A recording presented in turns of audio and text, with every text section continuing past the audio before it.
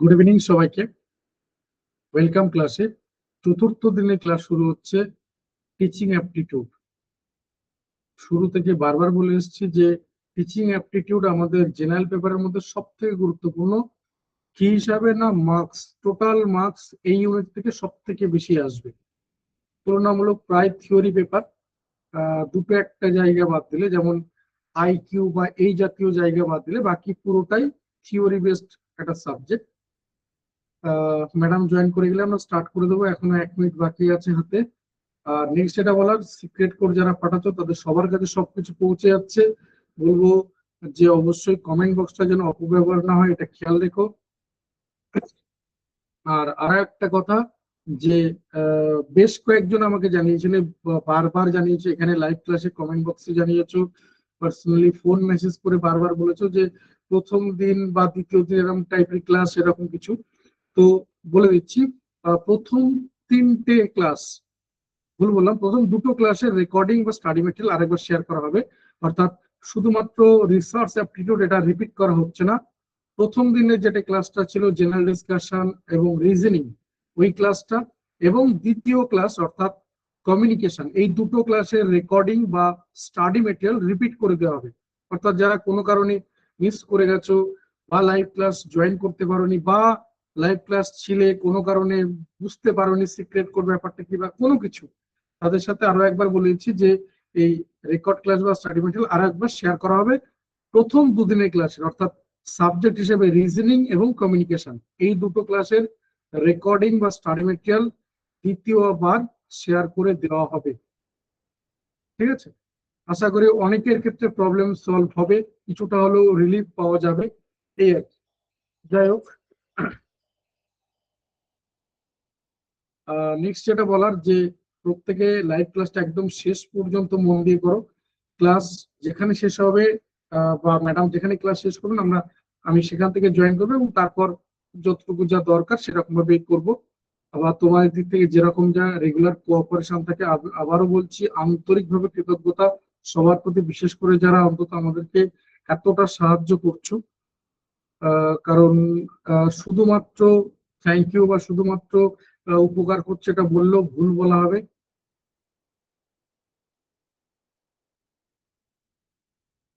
Madam এখনো join করেনি মনে হচ্ছে। ম্যাডাম জয়েন করে গেলে আমরা স্টার্ট করে দেবো।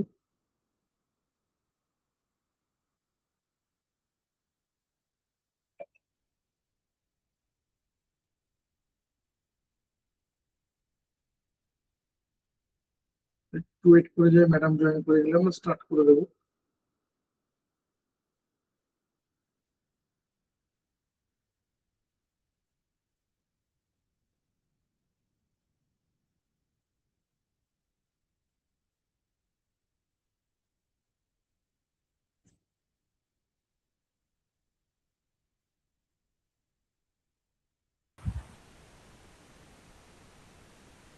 ম্যাডাম জয়েন করে গেছেন, আমরা আর একদম সময় নেবো না, 8টা 2 বাজে। আবারও বলছি, টিচিং অ্যাপটিটিউড আমাদের এই এন্টায়ার নেটের ফার্স্ট পেপারে যদি বলি, তাহলে সবথেকে গুরুত্বপূর্ণ জায়গা। তো প্রত্যেককে বলবো একটু ক্লাসটা একদম শেষ পর্যন্ত মন দিয়ে করো, নাম্বার 1, এবং একটু বোঝার চেষ্টা করো। ডেফিনেটলি অনেকের সাথে এই সাবজেক্টটার বেশ কিছুটা মিল আছে, অনেকে আবার প্রায় নতুন এই সাবজেক্টের সাথে। ম্যাডামকে প্লিজ কোঅপারেট করবে, কমেন্ট বক্সের অপব্যবহার না হয়, এটা তোমাদের উপরই দায়িত্ব থাকলো। ডেফিনেটলি যখন ম্যাডাম কিছু কোশ্চেন আনসার করাচ্ছেন বা তোমার কোথাও অসুবিধা রয়েছে, ডেফিনেটলি তুমি মেসেজ করো, ম্যাডামকে জানাও। কিন্তু অপ্রয়োজনীয় মেসেজ করার দরকার নেই। বিশেষ করে স্যার রেকর্ড ক্লাস কি করে পাবো, স্যার পিডিএফ নোটস পাচ্ছি না, স্যার সিক্রেট কোড কি, এই ব্যাপারগুলো যদি হয়, তাহলে আমি বলবো তোমাদের থেকে অন্তত কেউ দায়িত্ব নিয়ে তাকে বলো যে এইগুলো মেসেজ করার দরকার নেই, সব পেয়ে যাবে। গুড ইভিনিং ম্যাডাম, ওয়েলকাম ক্লাসে। দেখুন আপনি শেয়ার করতে পারবেন বা আনমিউট করতে পারবেন।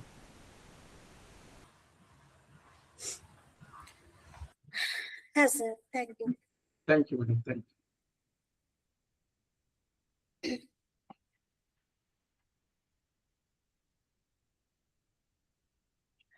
ওকে, আচ্ছা, প্রথমত প্রত্যেককে গুড ইভিনিং। আজকের ক্লাসে প্রত্যেককে স্বাগত। তো আমি আগে স্ক্রিনটা শেয়ার করে নিই, তারপরে আমি ফিডব্যাক নিচ্ছি যে সবটা তোমাদের সামনে ক্লিয়ার আছে কিনা। ওকে,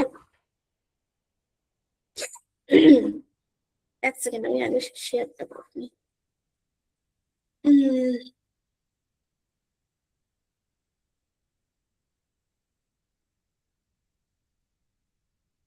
আচ্ছা, একটু এবার আমাকে একটু কনফার্ম করবে যে দেখা যাচ্ছে কিনা। চেক করে নিচ্ছি।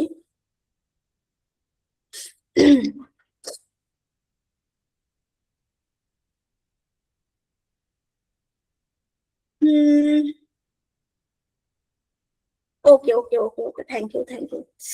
ওকে, তো আমরা আজকে যে বিষয়টা সম্পর্কে জানবো, মানে আমাদের আলোচ্য বিষয় হচ্ছে আজকে টিচিং অ্যাপটিটিউড।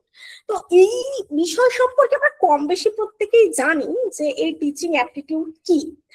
এই টিচিং অ্যাপটিটিউডের আগে মানে গোড়া থেকে আমরা জানতে একটু শুরু করি। টিচিং মানে প্রত্যেকেই জানি যে শিখন, একটা তো লার্নিং, একটা রয়েছে টিচিং। তো এটা হচ্ছে শিখন, শিক্ষকরা যে শিক্ষাদান করছেন, টিচিং করছেন। এবং অ্যাপটিটিউড মানে বিষয়টা হচ্ছে একটা শিক্ষকের দক্ষতা বা যোগ্যতা, এই টাইপের। আচ্ছা, তো আমি চেষ্টা করব যে তোমাদের সঙ্গে প্রত্যেকটা জায়গা আলোচনা করে একটা সিদ্ধান্ত নেওয়া। তো প্রথমেই আমার যে প্রশ্নটা তোমাদের কাছে সেটা হচ্ছে যে তোমাদের কি মনে হয় যে কোনো একজন টিচারের সাবজেক্ট নলেজ প্রচুর, প্রচুর সাবজেক্ট নলেজ থাকতেই পারে, এরকম প্রচুর মানুষ রয়েছে সাবজেক্ট নলেজ প্রচুর প্রচুর রয়েছে, তার মানে কি তিনি ভালো টিচার? তার মানে কি কখনো মনে হতে পারে তিনি ভালো টিচার? নিশ্চয়ই এক্ষেত্রে মতবিরোধ হবে, মতবিরোধ হতে পারে, সেটা স্বাভাবিক। কিন্তু না, মানে সাবজেক্ট নলেজ মানে যে তিনি আমাদের লক্ষ্য বা উদ্দেশ্য অনুযায়ী তিনি ভালো টিচার, সেক্ষেত্রে কিন্তু সবটা কার্যকারী নয়। কারণ এই যে অ্যাপটিটিউড, আমি একটু আগেই বললাম না, অ্যাপটিটিউড, এটা নিয়েই আমরা আলোচনা করব। এই জায়গাটা নিয়েই আমরা আলোচনা করব যে এই জায়গাটা কেন দরকার। আর একটু বেশি কথা বলছি, আরেকটা বিষয় একটু মাথায় রাখতে হবে, সেটা হচ্ছে টিচিং অ্যাপটিটিউড এমন একটা জায়গা যেখানে কিন্তু আমাদের বুদ্ধি প্রয়োগ করতেই হবে এমসিকিউ সলভ করতে গেলে। ওকে, আমরা তো ডিপতে গিয়ে পড়বো বা দেখবো বিষয়গুলো, সেটা নিয়ে ডাউট নেই, কিন্তু এই বুদ্ধি বা ক্রিটিক্যাল থিঙ্কিং জায়গাটা কিন্তু খুব শার্প হতে হবে। ওকে, চলো তাহলে আমরা আস্তে আস্তে এগোই। প্রথমত আমাদের উত্তর হলো না, যে সাবজেক্ট নলেজ থাকলেই যে তিনি খুব ভালো হবেন টিচিং এর ক্ষেত্রে সেটা নয়। তো সেখান থেকে আমরা শুরু করছি আজকের ক্লাস, যে শিক্ষক হওয়া সেক্ষেত্রে কিন্তু লক্ষ্য মানে সেই উদ্দেশ্যটা কার্যকারী হবে না, বা এখানে আমাদের বেসিক কিছু বিষয় আমাদের জানতে হবে, আমাদের প্রত্যেকে। সেটা হচ্ছে কিভাবে শেখাতে হবে, কি প্রসেস রয়েছে, কাকে শেখাতে হবে, বা কোন পদ্ধতিতে আমি ঠিকঠাক ভাবে এগোবো। দেখো অনেক মেথড রয়েছে, সেটা আস্তে আস্তে দেখবো, একটু ওয়েট। মেথড তো অনেক রয়েছে, তো সেই মেথডের মধ্যে তো প্রচুর রয়েছে, লেকচার রয়েছে, ডেমোস্ট্রেশন রয়েছে, প্রবলেম সলভিং রয়েছে, প্রজেক্ট রয়েছে, প্রচুর। তো আমি কোন মেথডে এগোবো, কোনটা বেনিফিট হবে, সেটা তো আমি বুঝবো, কিসের উপর ভিত্তি করে বুঝবো। তো এইগুলোর জন্য টিচিং অ্যাপটিটিউড, স্টুডেন্টদের বোঝার জন্য টিচিং অ্যাপটিটিউড, এই জায়গাটা কিন্তু কমন পাওয়ার জন্য নয়, এটা বোঝার জন্য। বেশ, তাহলে প্রথমেই আমরা যাই একটু সিলেবাসটাই দেখি। টিচিং প্রথমে আমাদের যে কনসেপ্ট গুলো রাখতে হবে বা যেগুলো আমাদের জানতেই হবে আর জল ভাতের মতো জানতে হবে, টিচিং কনসেপ্ট জানা, মানে এটা একদম ক্লিয়ারলি রাখতে হবে। কনসেপ্ট অফ টিচিং, তার সঙ্গে ম্যাডাম একটু রিকোয়েস্ট করছি নিচে হাইড করে দিন না ম্যাডাম, ওই যে নিচে হাইট তো। আচ্ছা আচ্ছা স্যার, আচ্ছা আচ্ছা, স্লাইডটা বড় করে নেন, ভালো লাগবে একটু দেখতে। হ্যাঁ ঠিক আছে স্যার, ঠিক ঠিক, থ্যাংক ইউ ম্যাডাম। বেশ, আচ্ছা, তো প্রথমেই আমরা দেখবো টিচিং কনসেপ্ট। দেখো দেখে মনে হচ্ছে তো মানে একটা ইজি ব্যাপার কনসেপ্ট, কিন্তু এর মধ্যে প্রচুর বিষয় রয়েছে। কি কি বিষয় আস্তে আস্তে দেখি। প্রথমে টিচিং কনসেপ্টটা দেখছি, আচ্ছা অবজেক্টটা দেখছি, অবজেক্ট অফ নেচার টিচিং রয়েছে, নেচার অফ টিচিং রয়েছে, ক্যারেক্টারিস্টিক্স অফ টিচিং রয়েছে, বেসিক রিকোয়ারমেন্টস রয়েছে teaching A, teaching as a profession, এটা কিন্তু প্রচুর, মানে আলোচনা করলে জায়গাটা প্রচুর মতবিরোধ তৈরি হবে। তো সেটাকে একটু সাইডে রেখে আমরা এখন একটু দেখব যে কনসেপ্ট অফ টিচিংটা কি, এখানে আমরা কি কি পাবো, কনসেপ্ট অফ টিচিং এ আমরা কি কি পাবো বলো, কি কি। আমি আগে বলি, তারপরে আমি একটা নির্দিষ্ট টাইম দেব, তখন গিয়ে আমরা ডিসকাশন করব, ঠিক আছে? পজিটিভ নেগেটিভ সব দিকগুলো ডিসকাশন করব। আচ্ছা, এবারে প্রথমে আমরা কি দেখবো, কনসেপ্ট। আচ্ছা, এখানে একদম সহজ, একদম ফার্স্ট সহজ জায়গাটায় চলে আসি।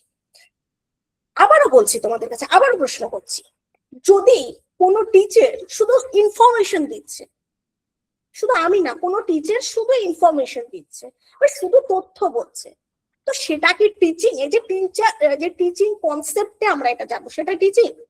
ইনফরমেশন দিচ্ছেন, এটা টিচিং? কিছু ক্ষেত্রে হ্যাঁ বলবো, কিছু ক্ষেত্রে সব সময় নয়। ওকে, এবার টিচিং এর ক্ষেত্রে একটা বিষয় ইম্পর্টেন্ট, সেটা হচ্ছে টিচিং সমান সমান কি কি থাকবে, ইকুয়ালি থাকবে টিচার প্লাস লার্নার। আমি শুধু টি লিখি, বুঝে যাবো আমরা, টি থাকবে টিচার। আচ্ছা, লার্নার এখানে ইকুয়ালি ইম্পর্টেন্ট, তার সাথে থাকবে অবজেক্ট। অবজেক্ট কি আসছি, প্লাস যেটা মোস্ট ইম্পর্টেন্ট ইন্টারাকশন, তা নইলে কিন্তু নেতিয়ে যাবে। আর কি থাকবে তার সাথে, যেটা আরেকটা অংশ, তার সাথে থাকবে লার্নিং। সব কটাকে মিলে কিন্তু এই কনসেপ্টটা ঘিরে রয়েছে আর কি। ওকে, আচ্ছা, অবজেক্ট প্রসঙ্গে যেটা এবার আমরা দেখব, যে কেন পড়ান, কি মনে হয় একটা টিচার কেন পড়ান, কি দরকার আছে? অবজেক্ট, এখানে প্রথমত আমরা এই অবজেক্টের ক্ষেত্রে দেখব knowledge car, as a teacher, skill, তার অ্যাটিটিউড বা তার বিহেভিয়ার সবটা রয়েছে। এখানে কি কি হবে, টিচারের টিচিং এর মাধ্যমে, এই যে টিচিং এর মধ্য দিয়ে কি হবে, শিক্ষার্থীর কি কি হবে। এতক্ষণে তোমাদের মস্তিষ্কে খেলে গেছে যে শিক্ষার্থীর কি কি হবে, স্টুডেন্টদের কি কি হবে, নলেজ গেইন হবে বা নলেজ ডেভেলপমেন্ট বলতে পারি। কার কাছ থেকে আসছে, টিচিং। টিচারের এই যে আমরা দেখলাম যে কনসেপ্টে কি কি থাকবে, টিচিং এর থেকে আসছে। নলেজ ডেভেলপমেন্ট হবে, স্কিল ডেভেলপমেন্ট হবে, ইমোশনাল বিষয়টাকে ইমপ্রুভ হবে, যে থিঙ্কিং পাওয়ার। একটা বিষয়, একটা কোয়েশ্চেন যদি আমাকে করা হয়, আমি একরকম উত্তর দেবো, তুমি একরকম উত্তর দেবে, এটা স্বাভাবিক। থিঙ্কিং পাওয়ার তো সবার এক নয়, ক্রিটিক্যাল থিঙ্কিং, সেটার ডেভেলপমেন্ট হবে। প্রবলেম সলভিং যে জায়গাটা, সেটার ইমপ্রুভমেন্ট হবে। বোঝা গেল? এগুলোর জন্য টিচিং, আমরা শিক্ষা দান একজন টিচার করে থাকেন এবং গ্রহণ করে থাকেন, এই বিষয়গুলো রয়েছে। নেচারে আমরা কি কি পাচ্ছি, নেচারের ক্ষেত্রে একটা জিনিস, নেচার শিক্ষণের যে প্রকৃতি, সেখানে স্টুডেন্ট, আচ্ছা টিচার প্রশ্ন করলেন, কোন একজন একটা কোয়েশ্চেন একজন টিচার করলেন, তো কি হবে, স্টুডেন্ট অ্যান্সার করবে, স্বাভাবিক ব্যাপার। আচ্ছা, তো এই ক্ষেত্রে স্টুডেন্ট উত্তর দেওয়ার পর টিচার ফিডব্যাক দিল, টিচার কি ফিডব্যাক দেবে, যে স্টুডেন্ট ঠিক বললো বা ভুল বললো, যাই করো, কিছু একটা বললো, তো যদি কিছু ভুল থাকে সেক্ষেত্রে সেটা কারেকশন করে নেবে। বোঝা গেল? আচ্ছা, এটুকু তো বুঝলাম, মোটামুটি বুঝলাম বিষয় এখানে। তো টিচিং এ কি কি নেচার দেখা যায়, নেচারের মধ্যে টিচিং এর কি কি জায়গাগুলো রয়েছে। এই যে টিচিংটা আমাদের মানে আমাদের সাবজেক্টটাই টিচিং নিয়ে, তো সেক্ষেত্রে টিচিং এ কি কি নেচার আমরা পাবো, নেচার কি কি রয়েছে, কি কি প্রকৃতি রয়েছে, এখান থেকে আমরা কি কি পাবো।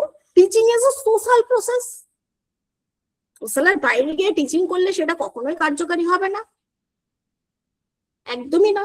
আচ্ছা, teaching is A most important, যেটা বারবার বলছি, ইন্টারঅ্যাক্টিভ হবে। আচ্ছা, teaching is A goal oriented, কখনো লক্ষ্য উদ্দেশ্য ছাড়া আমরা টিচিং করতে পারি না। Teaching is A continuous process. Continuous প্রসঙ্গে আরেকটু আসবো, আরেকটু এগোই, তারপরে কন্টিনিউয়াসে আরো আলোচনা করব। আচ্ছা, এটা কিন্তু অল টাইম ইনভলভস কমিউনিকেশন। আর যদি সেটা না হয় তাহলে সেটা লেকচার মেথডে হয়ে যাবে, আর যখনই লেকচার মেথড হবে তখনই কিন্তু সেটা মানে যে চাইল্ড সেন্ট্রিক এডুকেশন সেক্ষেত্রে সেটা কার্যকারী হবে না। আর কি, teaching is A related to learning, learning এর ক্ষেত্রে খুব গুরুত্বপূর্ণ। তাহলে এগুলো আমরা নেচারের মধ্যে পাবো, ডিটেলসে আরো পাবো। ওকে, ক্যারেক্টারিস্টিক্স অফ টিচিং। এখানে শিক্ষণের কিছু বৈশিষ্ট্য। আচ্ছা, কি কি বৈশিষ্ট্য থাকে, বৈশিষ্ট্যের মধ্যে কি কি পাবো আমরা? এখানেও সেম, মানে আমরা যদি ঘুরে ফিরে দেখি না, কিছু মিল আমরা পাবো। বৈশিষ্ট্যের মধ্যে আমরা গোল পেতে পারি, একটা লক্ষ্য থাকবে বৈশিষ্ট্যগত দিক থেকে, ইন্টারঅ্যাক্টিভ থাকবে, কন্টিনিউয়াস থাকবে, লার্নার রিলেটেড হবে, লার্নার কে কেন্দ্র করে হবে। এবং এই ক্যারেক্টারিস্টিক্স এর মধ্যে আরেকটা বিষয়, সেটা আমরা ইভ্যালুয়েশন বা ফিডব্যাক এর সঙ্গে সম্পর্কযুক্ত।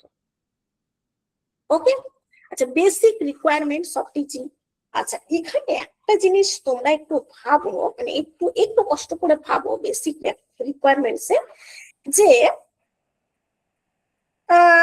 ক্লাসরুম আছে, ক্লাসরুম আছে, তুমি টিচিং করতে গেছো, ভেরি গুড, একদম পারফেক্ট টিচার তুমি, সব দিকে একদম পরিপূর্ণ অল ডেভেলপমেন্ট নলেজ রয়েছে, এবং সেক্ষেত্রে ক্লাসরুম রয়েছে, ভেরি গুড, স্টুডেন্ট আছে, ভেরি গুড, কিন্তু অবজেক্ট নেই, ভালো লাগবে। টিচিং ম্যাটেরিয়াল নেই, ভালো লাগবে। কমিউনিকেশনের যে জায়গা সেটা নেই, ভালো লাগবে।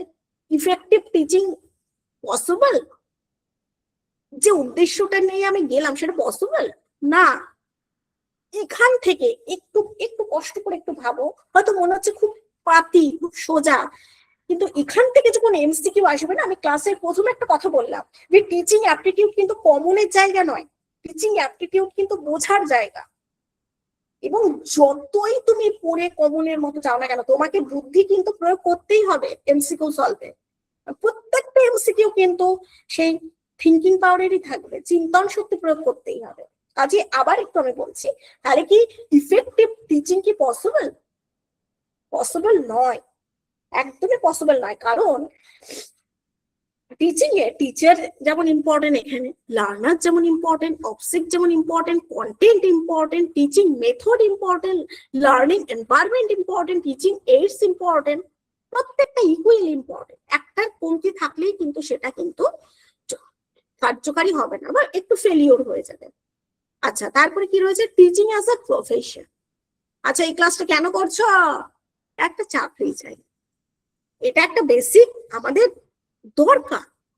কিন্তু এখানে একটা বিষয়, সেটা হচ্ছে টিচিং অ্যাজ এ প্রফেশন একদম গুরুত্বপূর্ণ, কিন্তু তার সাথে সাথে কি কি দরকার, আমাদের বিষয় সম্পর্কে নলেজ দরকার, স্কিল দরকার, প্রশিক্ষণ দরকার। পরিষ্কার বলা হচ্ছে profession, teaching as a profession নয়, এটা অকুপেশন, ইকুয়ালি প্রফেশন। অকুপেশন বলতে পারো, হ্যাঁ আমার জীবিকা অর্জনের জন্য আমি ক্লাসটা করছি, বা আমি আমার স্বপ্ন, মেন কথা আমি অ্যাচিভমেন্ট চাই জীবনে, এবং এই পথে আমার অ্যাচিভমেন্ট চাই।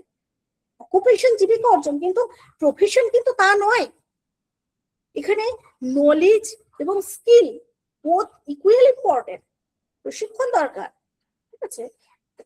এইগুলো টিচিং অ্যাজ এ প্রফেশন, এবং সেটা প্রত্যেকের আলাদা।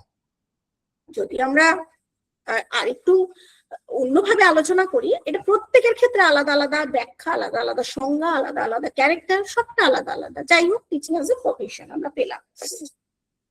তো প্রফেশনের জন্য জ্ঞান, প্রশিক্ষণ, দক্ষতা, দায়িত্ববোধ সবটাই প্রয়োজন। বেশ, এবার লেভেলস অফ টিচিং একটু এই জায়গাটা একটু দেখবে, জায়গাটা যথেষ্ট গুরুত্বপূর্ণ, এবং এখান থেকে এমসিকিউ আসার সম্ভাবনাও যথেষ্ট। তো প্রথমে আমরা দেখছি memory level, understanding level, reflective level. চলো এই কটা নিয়ে আগে আলোচনা করি। আচ্ছা,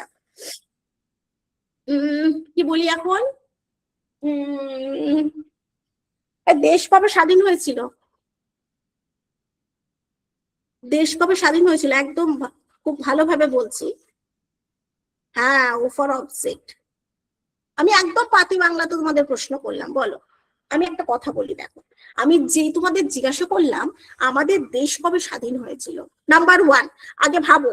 আমি ভাবতে বলছি, না ভাবলে কিন্তু কিছু হবে না, শুধু কানে শুনলাম এতে কিচ্ছু হবে না। 1 নাম্বার প্রশ্ন করলাম, ইজ এ কোয়েশ্চেন। ওকে, আর কি কোয়েশ্চেন করা যায়? যা কিছু যেখানে এমন কিছু কোয়েশ্চেন যেটা মেমোরি বা স্মৃতির সঙ্গে রিলেটেড। ক্লিয়ার করতে পারলাম? মেমোরি বা স্মৃতির সঙ্গে রিলেটেড। বা আরেকটা কোয়েশ্চেন করলাম, ভারতের রাজধানী কি? আমি এটা করলাম, এটা দিয়ে আমি 3টেকে রিলেট করব। কি বলছি? প্রথম কি কোয়েশ্চেন করলাম, যাই হোক, ও কবে দেশ স্বাধীন হয়েছিল? তোমরা প্রত্যেকেই রিসেন্ট গেল, তোমরা প্রত্যেকেই বলবে 1947 15 আগস্ট, ইজিলি বললে। আচ্ছা, তো ভাবো এই অ্যান্সারটা করতে কি তোমার চিন্তা শক্তি প্রয়োগ করতে হলো? যুক্তি লাগলো, আন্ডারস্ট্যান্ডিং লাগলো, বোধগম্যতা লাগলো? কি এই অ্যান্সারটা দিতে কোন বোধগম্যতা কাজ করলো? ভারতের রাজধানী কোথায় এটা বলতে তোমার কোন আন্ডারস্ট্যান্ডিং লেভেল কাজ করলো বা রিফ্লেক্টিভ লেভেল কাজ করলো? কিছু কাজ করলো? নাথিং। শুধু জাস্ট তুমি রিমাইন্ড করে বললে, জাস্ট তুমি রিকল করলে, জাস্ট রিকল, আর কিচ্ছু না। It's a memory level. মনে রাখো, যেটা স্মৃতির সঙ্গে সম্পর্কযুক্ত, যেখানে তোমার মানে ওই থিঙ্কিং পাওয়ারটা ঠিকঠাক মানে এখানে প্রয়োগ হয় না। সিনথেসিস, অ্যানালাইসিস ইম্পর্টেন্ট নয়। ক্লিয়ার? সেটা মেমোরি, আর কিচ্ছু নয়। ওকে, গতকাল কি দিয়ে ভাত খেয়েছিলে?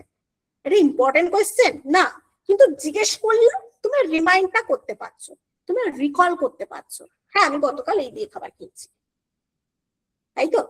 এটা মেমোরি লেভেল। ওকে, তাহলে যেখানে আমার চিন্তা, স্মৃতিশক্তি, সিনথেসিস, অ্যানালাইসিস মানে সংশ্লেষণ, বিশ্লেষণ, প্রবলেম সলভিং, এগুলো দরকার নেই, জাস্ট রিমাইন্ড করব, সেটা মেমোরি। ওকে, নেক্সট আমরা পাচ্ছি আন্ডারস্ট্যান্ডিং লেভেল। এটা কি? বাংলায় যেটা হচ্ছে বোধগম্যতা। মানে কি? এখানে বোধের দরকার, আন্ডারস্ট্যান্ডিং দরকার, মানে বোঝার দরকার। আচ্ছা, এবার ওই কোয়েশ্চেনটা যদি করি, আচ্ছা, ভারতের রাজধানী দিল্লি কেন হলো? হাউ, কিভাবে হলো, মানে কেন হলো? এক কথা, কেন? ফাইন, চিন্তা করছো তো প্রত্যেকে? আচ্ছা, ক্লাসের মধ্যে আর একটা কথা বলি, এটা সবসময় বলি আমি, ক্লাসে, শ্রেণীকক্ষে, যেখানেই যাও, কোচিং হোক, যেখানেই যাও, খুব ভালো স্টুডেন্ট থাকবে, একটু মিডিয়াম স্টুডেন্ট থাকবে, পিছিয়ে পড়া স্টুডেন্ট থাকবে। থাকে তো? থাকে না? থাকে। তো আমার বা আমি চাই আমার ক্লাসটা যাতে সবার জন্য কার্যকারী হয়। তো প্রত্যেককে ভাববে, আর যদি কোথাও প্রশ্ন থাকে কমেন্ট করে রাখো, আমি দেখে এক এক করে সব রিপ্লাই করব। আচ্ছা, তাহলে কি কোয়েশ্চেন? ভারতের রাজধানী দিল্লি কেন হলো? তাহলে এখানে তোমাকে চিন্তা করতে হচ্ছে, ইয়েস অর নো, তুমি চিন্তা করছো কিনা? কেন দিল্লি ভারতের রাজধানী হিসেবে গুরুত্বপূর্ণ? চিন্তা করছো না আগে একটু দেখে নি। মেমোরি রিলেটেড সব। ওকে ওকে, নিউ দিল্লি। আচ্ছা, এই যে সুন্দর উত্তর দিয়েছো, কিন্তু এবারে যেটা আমি বললাম চিন্তা করতে হচ্ছে না বলেছো, মুস্তাফা কিন্তু বলে দিয়েছে হ্যাঁ ইয়েস, এখানে চিন্তা করতে হচ্ছে। তাহলে যেখানে আমরা চিন্তা করি, এই জায়গাটা কিন্তু তোমাদেরকে একটু ভাবাবো, তোমরা রেডি হয়ে যাও। আন্ডারস্ট্যান্ডিং কি? যেখানে আমার ব্রেনটাকে খাটাতে হচ্ছে, আমার থিঙ্কিং পাওয়ারটাকে কাজে লাগাতে হচ্ছে, সেটা আন্ডারস্ট্যান্ডিং লেভেল। যে কেন দিল্লি ভারতের রাজধানী হিসাবে গুরুত্বপূর্ণ, কেন, ওয়াই। আচ্ছা, তা এটা আন্ডারস্ট্যান্ডিং লেভেল। যখন আমরা কারণ চাই, understanding level, just memory, remind করে বলি। রিফ্লেক্টিভ লেভেল, যেটাকে বাংলায় আমরা জানি প্রতিফলনমূলক স্তর। আচ্ছা, এবার যদি প্রশ্ন করা হয় যে ধরো ধরো যারা চিন্তা করতে বা অ্যাক্টিভ তারা কিন্তু ক্লাসটা খুব এনজয় করবে আমার বিশ্বাস। ধরো এখানে বলা হলো ভারতের রাজধানী অন্য একটা শহরে স্থানান্তর করা হলো। কি আশ্চর্য ব্যাপার, তুমি ভাবো তাহলে। এখানে বললাম ভারতের রাজধানী কি, এখানে বললাম যে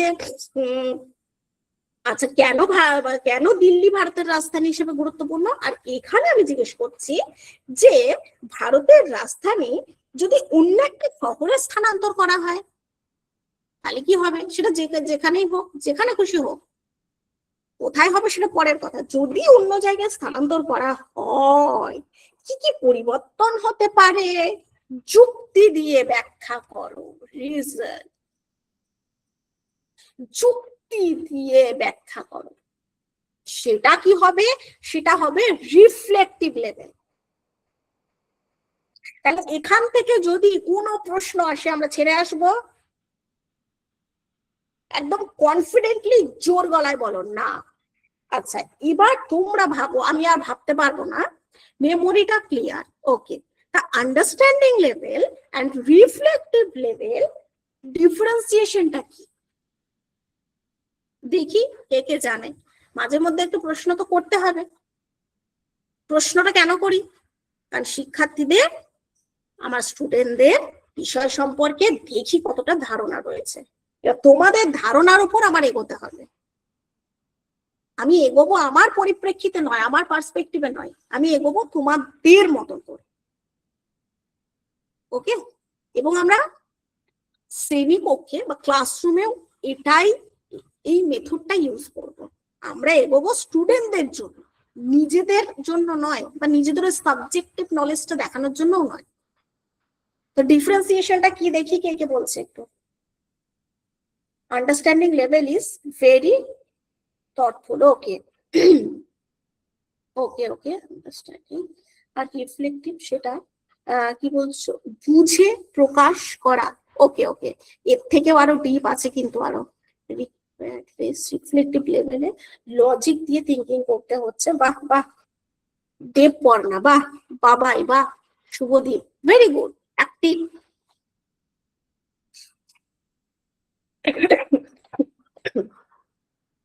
বেশ, তোমরা যে ভেবে বলেছো আমি ভীষণ খুশি। আর বাকিদের কি ধরবো, বাকিদের আমি কি ধরবো ভুলে গেছি, মনে নেই।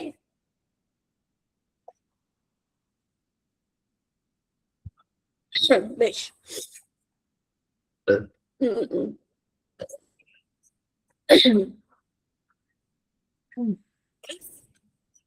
আচ্ছা তোমরা যেটা বলেছো একদম ঠিক আছে। তার সঙ্গে সঙ্গে একটা বিষয় একটু সংক্ষেপে বলে রাখি, ডিটেলস তো আলোচনা করবোই। হ্যাঁ, আন্ডারস্ট্যান্ডিংটা হচ্ছে এক কথায় শুধুমাত্র যুক্তি দাও বা কেন, ফাই, ওকে, এই জায়গাতে সীমাবদ্ধ। যে কেন ভারতের রাজধানী দিল্লি। রিফ্লেক্টিভের ক্ষেত্রে কি কি থাকবে, মানে এটা তোমাদের থেকে একজন বলেছে, সম্ভবত দেবপর্ণা, একদম তাই, যে এখানে সমস্যা মানে প্রবলেম সলভিং, এখানে সিনথেসিস, সংশ্লেষণ, এখানে অ্যানালাইসিস, এখানে সবটা, মানে এক কথায় সিনথেসিস, অ্যানালাইসিস, প্রবলেম সলভিং, সবটা নিয়ে কিন্তু ভাবা হবে। সমস্যাটার বিকল্প সমাধান দাও, যদি এই প্রবলেমটা হয় তাহলে বিকল্প হিসেবে আমরা কি করতে পারি, এই জায়গাটা হচ্ছে রিফ্লেক্টিভ লেভেল। তাহলে আন্ডারস্ট্যান্ডিং এর থেকেও রিফ্লেক্টিভ লেভেল আরো ডিপ, শিক্ষার্থীদের থিঙ্কিংটা আরো অনেক গভীরে যাবে, ওকে। আচ্ছা, characteristics of different level, okay, তাদের বৈশিষ্ট্যগুলো আমরা দেখবো, এবং comparison of the three level. আর এখানে আরেকটা জায়গা যেটা গুরুত্বপূর্ণ, একটু জাস্ট তোমাদের সঙ্গে গল্প করতে করতে আমি শেয়ার করে দিই। এখানে তিনটা ফেজ আছে, তিনটা ফেজ কি কি দেখি, কে বলে। ডিসকাশন মেথডে আজকে কিন্তু ক্লাস হচ্ছে নাকি, ডিসকাশন তো তো এখানে তিনটে ফেজ রয়েছে, যেটা এখানে উল্লেখ নেই, সে তিনটে ফেজ কি কি?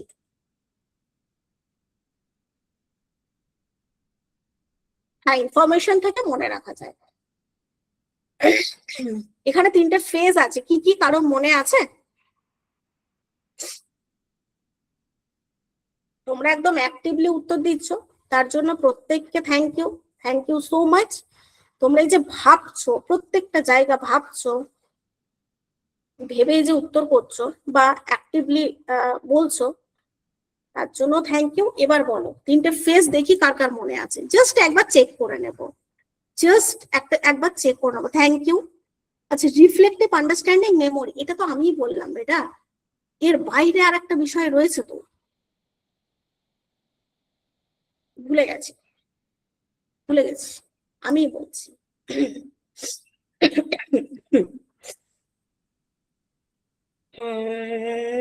আচ্ছা, তাহলে আমি ধরে নিলাম স্টুডেন্টদের আউট অফ মেমোরি, মানে এই ফেজটা আর কি। তিনটে যে ফেজ রয়েছে, তিনটে লেভেল দেখলাম, তিনটে ফেজ দেখবো।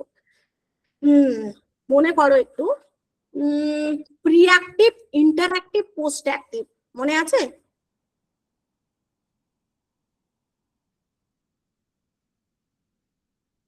মনে আছে কি? আমরা বিষয় নিয়ে বেশি আলোচনা পরে করব, আগে আমরা বিষয়ে আলোচনা করি। চলো, একটা কি প্রি অ্যাক্টিভ, জাস্ট একটু ডিসকাশন করে নেবো। একটা প্রি অ্যাক্টিভ, প্রি মানে কি? প্রি মানে পূর্বে, ওকে। প্রি অ্যাক্টিভ, ইন মানে মধ্যে। আচ্ছা, প্রি অ্যাক্টিভ, ইন্টারঅ্যাক্টিভ আর পোস্ট অ্যাক্টিভ। পোস্ট মানে কি? পোস্ট মানে কি? পরবর্তী, okay. The pre active phase, levels of teaching এর মধ্যে ইনক্লুডেড বিষয়টা। Pre active phase, interactive phase, post active phase. Pre মানে বললাম পূর্বে, পূর্বে। আচ্ছা, এখানে যেটা বলা হয়েছে, একদম হেডেক নেবে না, সিম্পলি নাও। যখন আমরা ক্লাসরুমে যাব, তখন আমাদের তো কিছু প্ল্যান থাকে, যে আমি আজকে এই টপিক ডিসকাশন করব, এই কোয়েশ্চেন গুলো রাখবো বা করব, বা আমি আজকে কি করবো, আর এই টিএলএম ইউজ করব, বা আমি আজকে এই মেথড ইউজ করব, বা আমি আজকে এই স্কিল ইউজ করব, এগুলো তো প্ল্যান থাকে। ফট করে তো আর ক্লাসে গিয়ে আমি বেঞ্চে গিয়ে দুটো থাপড় দেবো না। তো সেটা হচ্ছে প্রি অ্যাক্টিভ, প্রি মানে পূর্বে। আমি ক্লাসের পূর্বে যে প্ল্যান গুলো করি বা যে পরিকল্পনা গুলো করি, প্রি অ্যাক্টিভ ফেজ, ওকে। ইন্টারঅ্যাক্টিভ মানে কি বললাম? মধ্যে, ইন মানে মধ্যে, তাহলে ইন্টারঅ্যাক্টিভ হবে ক্লাসের মধ্যে, ইন্টারঅ্যাক্টিভ হবে ক্লাসের মধ্যে। তাহলে আমি যে প্ল্যান গুলো করেছিলাম, আমি যে প্ল্যান গুলো করেছিলাম, কি কি প্ল্যান করেছিলাম একটু একটু মনে করে না, আমি আর বলবো না। হ্যাঁ, যে প্ল্যান গুলো করেছিলাম, যে পরিকল্পনা করেছিলাম, সেগুলো বাস্তবায়িত কোথায় করব? ইন্টারঅ্যাক্টিভ ফেজ, ইন্টারঅ্যাক্টিভ ফেজ, ওকে। তারপরে, তারপরে কি হবে? তারপরে পোস্ট অ্যাক্টিভ ফেজ, এটা একদম উত্তর প্রথাগত পর্যায়। তারপরে যে আমরা যদি বলি ফিডব্যাকের দিকগুলো বা ইভ্যালুয়েশনের দিকগুলো, সেটা সব হয়ে যাবে উত্তর প্রথাগত পর্যায় বা পোস্ট অ্যাক্টিভ ফেজ। আশা করি এটুকু নিয়ে ডাউট নেই, ডাউট থাকলে জিজ্ঞেস করবে।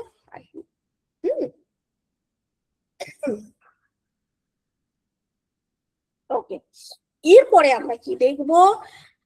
Learner characteristics, characteristics of adolescence learner. এখানে আগে একটু বুঝি নাকি, না বলে যাব? একটু বুঝে নি। সেটা হচ্ছে যে এখানে দেখো, লার্নার মানে যে স্টুডেন্টরা শিক্ষাদানটা গ্রহণ করছে, ক্যারেক্টারিস্টিক্স, তাদের বৈশিষ্ট্য, ক্যারেক্টারিস্টিক্স অফ অ্যাডোলেসেন্স লার্নার। তো এখানে অ্যাডোলেসেন্স লার্নার বলতে কাদের কথা বলেছে? যারা কিশোর শিক্ষার্থী বা কিশোরী স্টুডেন্ট, তাদের কথা বলেছে, ওকে। এবারে দেখো তাদের ক্যারেক্টারিস্টিক্স অফ অ্যাডাল্ট লার্নার্স। এখানে বুঝতে হবে, মুখস্থ করার কিচ্ছু নেই, আমি বারবার বলছি, এটা জাস্ট আন্ডারস্ট্যান্ডিং। এখানে কিন্তু মেমোরি লেভেলটা কার্যকারী ইম্পর্টেন্ট, কিন্তু বোঝাটা আরো বেশি ইম্পর্টেন্ট। আমরা প্রত্যেকে একটা কথা জানি যে অ্যাডাল্ট এজ সেটা স্বাভাবিকভাবে মোটামুটি 12 বছর, আবার 12 ইয়ার্স থেকে মোটামুটি আমরা 18 পর্যন্ত আমরা রাখি আর কি ক্যালকুলেটে, যেটা অ্যাডাল্ট এজ হিসাবে। তো সেক্ষেত্রে এই সময় স্টুডেন্টদের কিছু বৈশিষ্ট্য থাকে, কিছু বৈশিষ্ট্য আমরা পেয়ে থাকি। তো সে বৈশিষ্ট্যগুলো দেখবো, তার আগে দেখিনি এখানে কি কি রয়েছে। অ্যাডাল্ট লার্নার তো রয়েছে, অ্যাডাল্ট লার্নারটা একটু দেখে নি। দেখো এখানে অ্যাডাল্ট বলতে মোটামুটি প্রাপ্তবয়স্ক শিক্ষার্থীদের ক্ষেত্রে যেটা গুরুত্বপূর্ণ বা অ্যাডোলেসেন্স, তো এর ডিফারেন্সিয়েশনটা আমরা একটু পরে আলোচনা করছি। এখানে যেটা হয় যে শিক্ষার্থীদের নিজের মতামত বা সিদ্ধান্ত থাকে সেটাকে গুরুত্ব দেওয়া, বাস্তব জীবনের সঙ্গে শিক্ষাকে যুক্ত করা, প্রবলেম সলভিং, প্র্যাকটিক্যাল লার্নিং কে বেশি গুরুত্ব দেওয়া, শেখার পিছনে নির্দিষ্ট উদ্দেশ্য আছে কিনা সেটা শিক্ষার্থীদের সামনে তুলে ধরা। আজকের ক্লাস নয়, যে কোনো ক্লাস আমি একটা বক্তব্য দিচ্ছি, তোমরা আমার মেথডটা বা আমার রিজনটা মানতে বাধ্য নাও, তোমাদের ওই দিক থেকেও তো কোনো যুক্তি আসতে পারে। তো সেক্ষেত্রে এখানে পরিষ্কার বলে দিয়েছে শিক্ষার্থীদের অভিজ্ঞতাকে গুরুত্ব দিতে হবে, এটা একটা ইম্পর্টেন্ট জায়গা। তাদের যে বাস্তব এক্সপেরিয়েন্স বা যে রিয়েল আমাদের যে এনভায়রনমেন্ট সেগুলোকে সব নিয়ে শিক্ষাদানটা করতে হবে, টিচিংটা করতে হবে, সেগুলো বলা হয়েছে। আচ্ছা, আরেকটা কি একাডেমিক ক্যারেক্টার। একাডেমিক কি, এখানে একটা বিষয় যে শিক্ষার্থী পড়াশোনার ক্ষেত্রে কেমন। এবার আমি বলছি না যে রেজাল্ট দিয়ে তাকে এখন বিচার করতে বসবো, তা নয়, তাকে আমরা বেশ কিছু ক্ষেত্রে একটু নোটিস করবো। একাডেমিক ক্যারেক্টারিস্টিক্সে কি কি করতে পারি, তার প্রিভিয়াস নলেজটা জাস্ট একটু চেক করতে পারি। যেমন আমি আজকে চেষ্টা করছিলাম তোমাদের সঙ্গে ইন্টারাকশন করার, এবং প্রত্যেকটা জায়গা বা প্রত্যেকটা টপিক বা প্রত্যেকটা সিলেবাসের জায়গাগুলো সম্পর্কে আমার শিক্ষার্থীদের নলেজ কতটা রয়েছে। যদি দেখি তোমাদের নলেজ হাই, তাহলে আমাকে সেইভাবে চলতে হবে। যদি দেখি তোমাদের নলেজ বা জ্ঞান মিডিয়াম, সেইভাবে যেতে হবে। এটা রুলস, এবং এইভাবেই আমাদেরকে চলার নির্দেশটাও দেওয়া হয়েছে। তো সেক্ষেত্রে স্টুডেন্টদের প্রিভিয়াস নলেজটা আমরা জাস্ট একটু দেখবো, তার লার্নিং অ্যাবিলিটিটা কিন্তু আমাদের কিন্তু একটু দেখতে হবে, এবং তার একাডেমিক অ্যাচিভমেন্টটা আমাদেরকে একটু দেখতে হবে, স্টাডি হ্যাবিটসটা আমাদেরকে একটু দেখতে হবে, তার লার্নিং যে পিস রয়েছে সেটা আমাদেরকে একটু অবজার্ভ করতে হবে।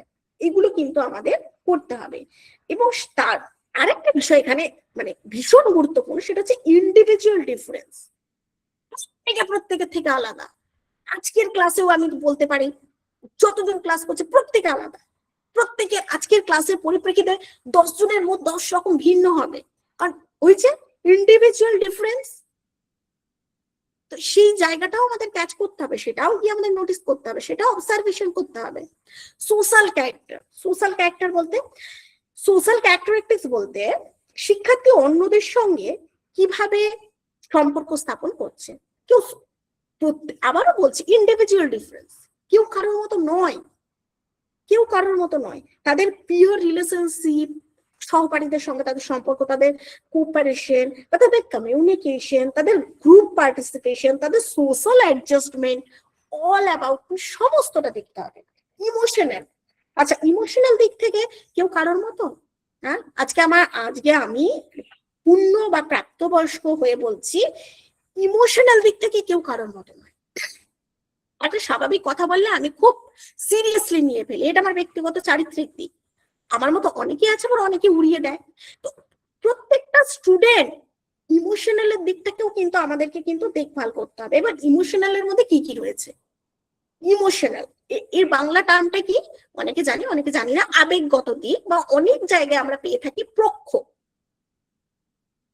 যাই হোক, তো সেক্ষেত্রে এখানে স্টুডেন্টদের ইন্টারেস্টটা আমরা একটু অবজার্ভ করব, স্টুডেন্টদের অ্যাংজাইটি আছে নাকি সেটা আমরা একটু অবজার্ভ করব, স্টুডেন্টদের কিসের ভীতি আছে বা ফিয়ার আছে সেটা একটু অবজার্ভ করব, তাদের কনফিডেন্স পাওয়ারটা একটু অবজার্ভ করব, তাদের ফ্রাস্ট্রেশন রয়েছে নাকি সেটা একটু অবজার্ভ করব, তাদের ইমোশনাল স্ট্যাবিলিটি কতটা সেটা একটু অবজার্ভ করবো। এগুলো সব কিন্তু আমাদের দায়িত্ব, তাই জন্য তো এগুলো করছি। টিচিং অ্যাপটিটিউডটার গুরুত্ব তো এখানে। আচ্ছা, কগনিটিভ ক্যারেক্টারিস্টিক্স, কগনিটিভটার বাংলা টার্মটা একটু বলে দিই যে কগনিটিভ মানে জ্ঞানমূলক, এটা আমরা জ্ঞানমূলক, যেমন পেঁয়াজের ক্ষেত্রে আমরা দেখেছি বা দেখবো। যাই হোক, একজন শিক্ষার্থী খুব ভালো জানে কিন্তু পরীক্ষার সময় ভয়ে উত্তর দিতে পারছে না, সেটা কে অবজার্ভ করবে, কার দায়িত্ব? টিচার। ওকে, এটা মিলে হচ্ছে এখানে একদম টোটালি ধারণামূলক এমসিকিউ পাবো, টোটালি কনসেপচুয়াল পাবো, যেখানে তোমাকে চিন্তা শক্তি প্রয়োগ করতেই হবে, আদার্স অপশন নেই। কগনিটিভ ক্যারেক্টারিস্টিক্স কি? এখানে শিক্ষার্থীর বা স্টুডেন্টস এর চিন্তা, এই যে কগনিটিভ, তাদের চিন্তন ক্ষমতা, কগনিটিভ ডেভেলপমেন্ট, তার আন্ডারস্ট্যান্ডিং ডেভেলপমেন্ট, তার মানে মেমোরি দিকটা, তার রিজনের দিকটা, তার প্রবলেম সলভিং এর অ্যাবিলিটি, সবটা এখানে কিন্তু রয়েছে এই বৈশিষ্ট্যতে, সবটা অবজার্ভ করতে হবে। ইন্ডিভিজুয়াল ডিফারেন্স, একটু আগেই আমরা দেখলাম ইন্ডিভিজুয়াল ডিফারেন্স, প্রত্যেকের মতো, আমার মতো তোমরা নয়, তোমাদের মতো আমি নয়, তুমি তার মতো নয়, তার সে মতো নয়, প্রত্যেকে আলাদা, তাদের মাইন্ডসেট আলাদা, তাদের নেবার ক্যাপাবিলিটি আলাদা। আমি বললাম না ক্লাসের শেষে কেউ বলবে হ্যাঁ ভালো লেগেছে, কেউ হলো, জাস্ট স্বাভাবিক ইন্ডিভিজুয়াল ডিফারেন্স। লার্নিং অ্যাবিলিটি, এই লার্নিং অ্যাবিলিটির প্রসঙ্গে আচ্ছা ইন্ডিভিজুয়াল দাঁড়াও, হ্যাঁ ইন্ডিভিজুয়াল ডিফারেন্সের মধ্যে, আচ্ছা ইন্ডিভিজুয়াল ডিফারেন্সের মধ্যে আমরা কি কি পাবো একটু দেখে নিই। এর মধ্যে ইন্টেলিজেন্স কিন্তু ইম্পর্টেন্ট জায়গা, সেটা দেখবো, এর মধ্যেই আমরা পাবো। যা যা আলোচনা করছি সেগুলো কিন্তু ডিটেলস আলোচনা করব, জাস্ট এগুলো মুখে বলছি। অ্যাপটিটিউড পাবো, অ্যাটিটিউড পাবো, তার ইন্টারেস্ট পাবো, তার মোটিভেশন পাবো। আচ্ছা, লার্নিং অ্যাবিলিটি এখানে যদিও রয়েছে সেটা পাবো, তার পার্সোনালিটি পাবো, পার্সোনালিটি ব্যক্তিত্ব, সেটা ইন্ডিভিজুয়ালের মধ্যে পাচ্ছি। ওকে, সমস্তটা মিলে লার্নিং অ্যাবিলিটি, শিখন দক্ষতা সম্পর্কে আমরা আমাদের জানতে হবে, তার প্রিভিয়াস নলেজ আমরা জানবো, মোটিভেশন, মোটিভেশনটা আবারও বলবো ভীষণ ভীষণ গুরুত্বপূর্ণ, ভীষণ গুরুত্বপূর্ণ। আমি যদি বারবার বলি অ্যাটেনশন প্লিজ, অ্যাটেনশন, কেউ কেউ দেবে জানি, 4 মিনিট 5 মিনিট, তার মনোযোগ তো বেশিক্ষণ ধরে রাখা যায় না, দেবে, কিন্তু এই মোটিভেশন আমাদের আমাদের সিলেবাসে এটা খুব গুরুত্বপূর্ণ একটা জায়গা। এটা কিছুটা বলতে পারো ইনকারেজ বা একটা স্টিমুলাস, যেটা আমরা দেখি স্টিমুলাস, এটা শেখার একটা উদ্দীপনা তৈরি করে আমাদের মধ্যে। ওকে, এবার মোটিভেশনের মধ্যে অনেক জায়গা রয়েছে, অনেক তত্ত্ব রয়েছে। ইন্টেলিজেন্স, ইন্টেলিজেন্ট বিষয়টাও, সেখানেও ইন্ডিভিজুয়াল ডিফারেন্স আলাদা রয়েছে, কারণ শেখা বোঝা বা যুক্তি সমাধানের ক্ষমতা, একটা প্রবলেম আমার কাছেও গেল, তোমার কাছেও গেল, তুমি একটা যুক্তি দেবে, আমি একটা যুক্তি দেবো, সেটা বৌদ্ধিক দিক, তার যুক্তি ক্ষমতা, তার সমস্যার সমাধান ক্ষমতা। অ্যাপটিটিউড, অ্যাপটিটিউড হচ্ছে কোন নির্দিষ্ট ক্ষেত্রে ভবিষ্যতে শেখার একটা সম্ভাব্য ক্ষমতা। আর অ্যাটিটিউড কি? ব্যক্তি, বিষয়, কাজের প্রতি তার যে মানসিকতা, মনোভাব। হলো, মোটামুটি আমরা এটুকু বুঝতে পেরেছি। এবারে আমরা দেখবো ফ্যাক্টরস অ্যাফেক্টিং টিচিং। আচ্ছা, কারোর কোনো প্রবলেম হচ্ছে বুঝতে? পোস্ট অ্যাক্টিভ বা বাই পোস্ট অ্যাক্টিভ, যেখানে আমরা ফিডব্যাক বা ইভ্যালুয়েশন এই জায়গাগুলো করে থাকি। ওকে, যেটা আমরা লাস্টে করব, আমি একদম লাস্টে কম্পেয়ার করে দেবো, ক্লাসের শেষে যখন প্রশ্ন করবো দু একটা, তোমরা যখন আমাকে রেসপন্স করবে তখন সেটা পোস্ট অ্যাক্টিভ। ওকে, আর এই যে আমি এই পিডিএফটা তোমাদের জন্য বানিয়েছি, এই যে আলোচনা করছি, এটা ইন্টারঅ্যাক্টিভ। আর যখন আমি প্রি প্ল্যান করেছি যে আজকে আমি সিলেবাসটা আলোচনা করব আর কোন টপিক রাখবো, এই যে আমার প্রি প্ল্যান, সেটা প্রি অ্যাক্টিভ হয়ে গেল, একদম বাস্তবের সঙ্গে রিলেট করবো আর মনে রাখবো। আচ্ছা, ফ্যাক্টরস অ্যাফেক্টিং টিচিং, এখানে কি শিক্ষকতাকে একটা কি বলবো প্রভাবিতকারী উপাদান হিসাবে রাখা। প্রথমে teacher related factors. Teacher related factors কি, আমরা তো প্রত্যেকেই উঠবে টিচার, তো সেক্ষেত্রে টিচার রিলেটেড ফ্যাক্টরস কি থাকবে? টিচার রিলেটেড ফ্যাক্টরস কি হবে? আচ্ছা, একটা জিনিসের আবার একটু বাস্তবতার মাটিতে আসি এবং রিলেট করি। একজন টিচার, একই বিষয়, একই ক্লাস, কারণ টিচিং খুব ভালো হয়, আবার অন্য ক্লাসে ভালো লাগে না, হ্যাঁ ভালো লাগছে না ম্যামের ক্লাস। কেন? আরে টপিক তো একই, শ্রেণী ক্লাসরুমও এক, কিন্তু এই যে কাউকে কারো টপিক বা তার ডিসকাশন মেথড বা তার ইন্টারাকশন প্রসেস খুব টাচ করছে, যার ফলে আমরা ইন্টারেস্ট পাচ্ছি, অ্যাটেনশন দিচ্ছি, কিন্তু কারোটা ভালো লাগছে না। এই জায়গাটা ক্যাচ করছে এই ফ্যাক্টরস অ্যাফেক্টিং টিচিং এ। এই যে আলোচনাটা, এটা কোথা ক্যাচ করছে? ফ্যাক্টরস অ্যাফেক্টিং টিচিং এ। কারণ টিচিং শুধু শিক্ষকের উপর নির্ভর করে না, বিভিন্ন ফ্যাক্টরের উপর কাজ করে। এখন যদি বলি আরে আপনি ভালো ক্লাস নিচ্ছেন না তাই আমার মনোযোগ আসছে না, এটা একদমই তাই, কিন্তু এই যে ফ্যাক্টর অ্যাফেক্টিং, এইগুলো থাকলে তবে সেটা বেশি মানে আগ্রহ সমন্বিত ভাবে সেটাকে বেশি উপস্থাপন করা যায় যদি বিষয়গুলো আমরা জানি। তো সেক্ষেত্রে এখানে আমরা কটা ফ্যাক্টর দেখছি? আপাতত 6টা ফ্যাক্টর দেখছি। তো 6টা ফ্যাক্টর নিয়ে চলো। প্রথমে teacher related factor, learner related factors, support material, instructional facilities, learning environment, institutional factors. আমাকে বলো তোমরা ক্লাসটা মন দিয়ে করছো না, আর এই ফ্যাক্টর গুলো আলোচনা করবো না আমরা জানি।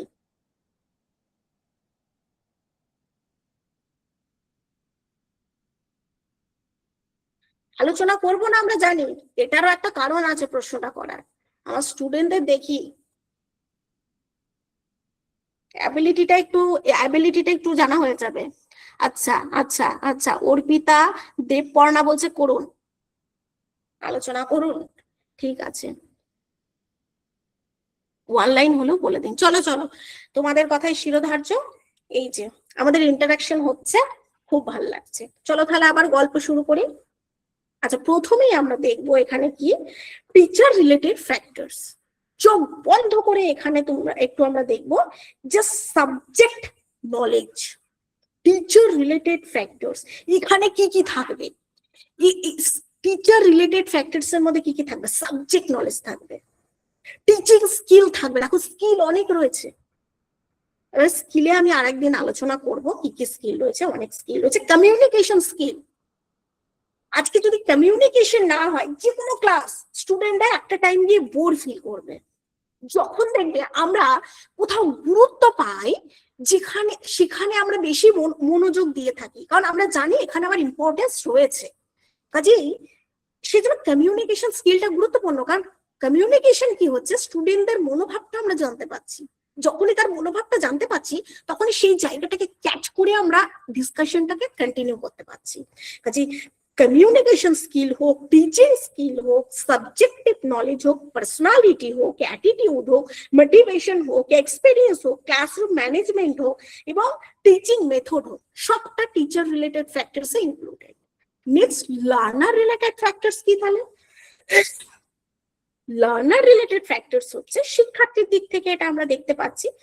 সেক্ষেত্রে স্টুডেন্টদের দিক থেকে আমরা ইন্টেলিজেন্টটাকে গুরুত্ব দেব, তার মোটিভেশন, তার ইন্টারেস্ট, তার প্রিভিয়াস নলেজ, তার লার্নিং অ্যাবিলিটি, তার অ্যাটেনশন, তার অ্যাটিটিউড, তার ইমোশনাল স্টেট, তার ইন্ডিভিজুয়াল ডিফারেন্স, অল ইম্পর্টেন্ট সবটাকে। কাজেই শিক্ষার্থীদের প্রিভিয়াস নলেজ কম হলে অ্যাডভান্স টপিক পড়ানো কিন্তু কঠিন হবে। এখন যদি আমি দেখি যে একটা স্বাভাবিক বিষয় কোন একটা শিক্ষার্থীর ক্ষেত্রে অজানা, এবার আমার লিসেন প্ল্যান বা আমার ওই ডিসকাশন মেথড ওটা অনেক হাই, তাহলে সেটা কার্যকারী হবে? সেই স্টুডেন্টের জন্য ওটা কার্যকারী হবে কি, এফেক্টিভ হবে কি? হবে না। তো সেই জন্য কিন্তু প্রিভিয়াস নলেজ খুব কম হলে আমাকে সেই মতনই এগোতে হবে। এটা আমরা কোথায় পাচ্ছি? এই জ্ঞানটা কোথায় পাচ্ছি? ফ্যাক্টরস অ্যাফেক্টিং টিচিং আমাদেরকে এটা বলছে। সাপোর্ট ম্যাটেরিয়াল হচ্ছে এখানে টেক্সট বই থাকবে, রেফারেন্স বই থাকবে, চার্ট থাকবে, মডেল থাকবে, ম্যাপ থাকবে, পিপিটি থাকবে, ভিডিও থাকবে, ডিজিটাল কন্টেন্ট। সাপোর্ট মেথড বোঝা গেল, ডিজিটাল কন্টেন্ট। যেখানে পাওয়ার পয়েন্ট থাকবে, ভিডিও থাকবে, এইগুলো। ইনস্ট্রাকশনাল ফ্যাসিলিটির মধ্যে কি শিক্ষাদানের জন্য একটা কি বলবো, একটা অ্যাভেলেবল ফ্যাসিলিটিস এখানে বলা হয়েছে। ক্লাসরুম, ইন্টারনেট, যেটা বর্তমানে শিক্ষা ব্যবস্থা ভীষণ গুরুত্বপূর্ণ, ইন্টারনেট থাকবে, projector, smart board, computer, laboratory, সব সব সব সেগুলো ইনস্ট্রাকশনাল ফ্যাসিলিটিস এর মধ্যে পড়ছে। এবার বুঝতেই পারছো এমসিকিউ এই জায়গা থেকে কতটা গভীরে যেতে পারে। আমরা প্রচুর টাইম তো সিলেবাসে ডিসকাশন করছি, ও কি ও বাবা, ডিটেলসে যেতে হবে তো। লার্নিং এনভায়রনমেন্ট, লার্নিং এনভায়রনমেন্টের মধ্যে কি থাকবে, শিক্ষার্থী যে পরিমাণ শেখে, লার্নিং এনভায়রনমেন্ট মানে পরিবেশ, লার্নিং মানে শিখন, শিক্ষার্থী যে পরিবেশে শিখছে। এবার এটাকেও আমরা ভাগ করতে পারি, এটাকেও আমরা ভাগ করতে পারি একটা ফিজিক্যাল এনভায়রনমেন্ট এবং একটা সাইকোলজিক্যাল এনভায়রনমেন্ট। বিল্ডিং, দারুণ পরিবেশ, একদম এসি লাগানো, ঝা চকচকে, কিন্তু যেখানে সাইকোলজিক্যাল বা সোশ্যাল ব্যাপারটা যদি ঠিক না থাকে তাহলে কিন্তু সেটা এফেক্ট হবে না। আবার একদম মশা কামড়াচ্ছে, ঝোপে ঝাড়ের মধ্যে একটা কিছু একটা, সেক্ষেত্রে আবার সাইকোলজিক্যাল ব্যাপারটাও কার্যকারী হবে না। তাই লার্নিং এনভায়রনমেন্ট বোথ আর ইকুয়াল ইম্পর্টেন্ট, ফিজিক্যাল এবং সাইকোলজিক্যাল বা সোশ্যাল এনভায়রনমেন্ট দুটোই কিন্তু এখানে ইম্পর্টেন্ট পাচ্ছে। আচ্ছা, ইনস্টিটিউশনাল ফ্যাক্টরস, এখানে আমরা কি পাচ্ছি, মানে এখানে আমরা কি কি পাচ্ছি, বিভিন্ন রকম প্রতিষ্ঠান সম্পর্কিত বিষয়ের মধ্যে কি কি রয়েছে গো, অ্যাডমিনিস্ট্রেশন থাকবে, কারিকুলাম থাকবে, ক্লাস সাইজ থাকবে, টিচার স্টুডেন্ট যে রেশিও সেটা থাকবে, টাইম টেবিল থাকবে, ট্রেনিং ফ্যাসিলিটিস থাকবে, একাডেমিক সাপোর্ট থাকবে, সবটা মিলিয়ে কিন্তু ইনস্টিটিউশন ফ্যাক্টরস। ওকে, বেশ। মেথডস, এটা সব থেকে সোজা, সব থেকে সোজা, জাস্ট একবার করে পড়বো আর ব্রেনে সেভ করবো, টিচার সেন্ট্রিক মেথড। এখন মানে গল্প করতে গেলে অনেক তোমাদের সঙ্গে, এই যে আমরা ক্লাসটা করছি, এটা যদি কেউ বলে যে না আপনি আপনার মতো করাচ্ছেন, এটা টিচার সেন্ট্রিক, সেটা ভুল। টিচার সেন্ট্রিক হতো একদম আগে, এখন কিন্তু এটাকে বাদ দিয়ে এখন লার্নার সেন্ট্রিক মেথডের কথা বলা হয়েছে। ঠিক আছে, লার্নার সেন্ট্রিক এর মধ্যে আমরা কি কি দেখবো, যে শিক্ষার্থীর বিষয়টাকে গুরুত্ব দেবো, কি শিখছে, কে শেখাচ্ছে, টিচার শেখাচ্ছে, কিভাবে শেখানো হচ্ছে, সবটা আর কি, ফেসিলিটি, এনভায়রনমেন্ট সব গুরুত্ব পাবে। অনলাইন মেথড হতে পারে, অনলাইন লেকচার মেথড, ডিসকাশন, প্রথম থেকে বলে আসছি ডিসকাশন মেথডে আজকে ক্লাসটা করছি আমরা প্রত্যেকেই। লেকচার মেথড বোরিং, যেটা এখন চলে না, যেটা টিচার সেন্ট্রিক হয়ে গেল। ডেমনস্ট্রেশন, এটাও এক কথায় টিচার সেন্ট্রিক, তো এটা প্রতিপাদনমূলক। প্রজেক্ট মেথড, এটাও লার্নার সেন্ট্রিক। প্রবলেম সলভিং, এটাও learner centric. Programme instructional, individualised instructional. Collaborative learning, এটাও লার্নার সেন্ট্রিক বলতে পারি, এবং কোঅপারেটিভ লার্নিং, যেখানে শিক্ষার্থীরা একসাথে সকলের সাথে শিক্ষা গ্রহণ করছে, সেটা আর কি আলোচনা করছে। আচ্ছা, এবারে আমরা দেখবো কি দেখবো, teacher support system, traditional teaching support system, modern teaching support system, ICT based teaching support system, audio visual aid, digital resource, e learning, online learning platform, learning management system, LMS. আচ্ছা, এই জায়গাটা ক্লিয়ার?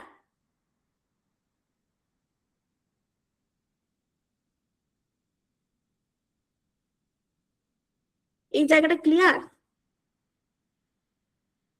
এই জায়গাটাও কিন্তু খুব সহজ, কিন্তু একটু ভেতরে গিয়ে দেখলে পরে সহজ আর কি। ট্র্যাডিশনাল টিচিং, যেটা চলে আসছে সিস্টেম, যেটা চলে আসছিল। মডার্ন টিচিং, অত্যাধুনিক যে শিক্ষা ব্যবস্থা আর কি, অত্যাধুনিক যে ব্যবস্থাগুলো চলছে, এক কথায় যেটা শিখন সহায়ক ব্যবস্থা, শিখন সহায়ক যে ব্যবস্থা। আর এটা হলো, আচ্ছা এখানে আর একটা আমি তোমাদেরকে কি বলবো বললাম, এলএমএস, লার্নিং ম্যানেজমেন্ট সিস্টেম। ওকে, এই জায়গাটা শিক্ষার্থী কাছে সহজ ও কার্যকর ভাবে পৌঁছে যায়, মানে একটা সাপোর্ট সিস্টেম বিষয়টা।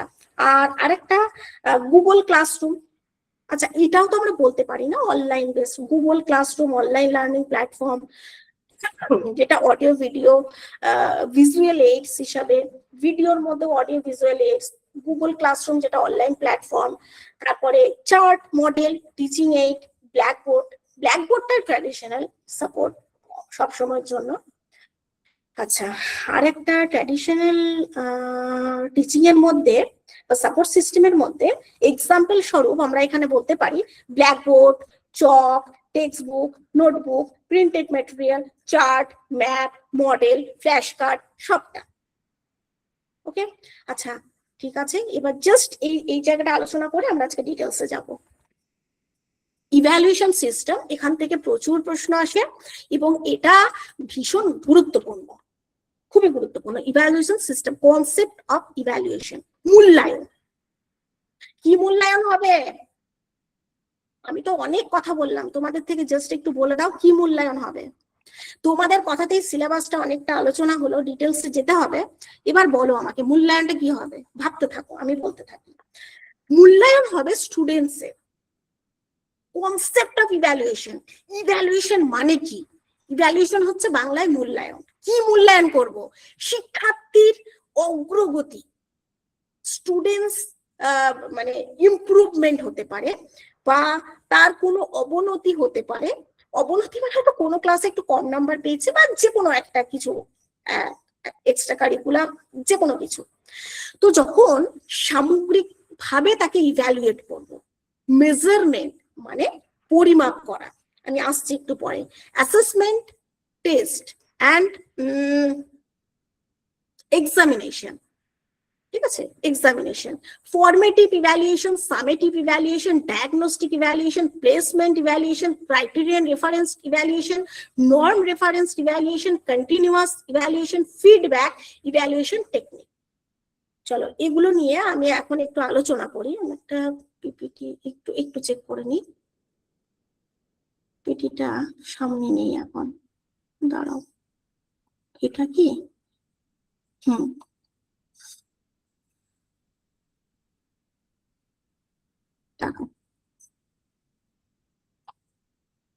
আচ্ছা, আমাকে জাস্ট একবার লাস্ট ফিডব্যাক দেবে, তোমাদের কারোর কোথাও একটু প্রবলেম আছে? বাহ, থ্যাংক ইউ। আচ্ছা, কোথাও কি কোনো প্রবলেম আছে এইটুকু থেকে বুঝতে বা ধারণামূলক? প্রবলেম আশা করি নেই, থাকলে কমেন্ট করো, আমি একটু আলোচনা করতে থাকি, তোমাদের সঙ্গে আলোচনা শুরু হোক। ডিসকাশন মেথড একদম প্রথম থেকে। আমাকে একটু, তোমাকে শুধু বলো, জাস্ট এক কথায় আমাকে কয়েকজন বলো, পারলে সবাই বলো কমেন্টে। এই অ্যাসেসমেন্ট আমরা তো সিলেবাসে এখানে দেখলাম, এই যে সিলেবাসের মধ্যে মেজারমেন্ট দেখলাম, অ্যাসেসমেন্ট দেখলাম এবং এই ইভ্যালুয়েশন দেখলাম, তার সাথে ফর্মেটিভ, সামেটিভ, ক্রাইটেরিয়ান, নর্ম সব দেখলাম, কন্টিনিউয়াস। তো আমাকে শুধু বলো যে মেজারমেন্ট, ইভ্যালুয়েশন, অ্যাসেসমেন্ট, এই তিনটে ডিফারেন্সিয়েশনটা কার কার ক্লিয়ার? Yes or no? ওটাই কথা, ওগুলো আজকে প্রথম ক্লাস, দাঁড়াও একটু এগোতে দাও। এগুলো নিয়ে কার কার concept clear? Quick quick quick, আমি জাস্ট দেখবো।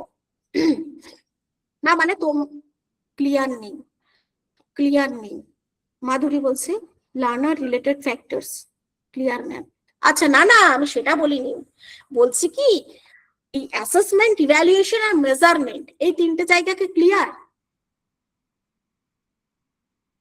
একদম একদম, বলার দায়িত্ব তো আমার, শুধু না বুঝে থাকলে সেটা বলার দায়িত্ব তোমাদের। চলো তাহলে শুরু করছি।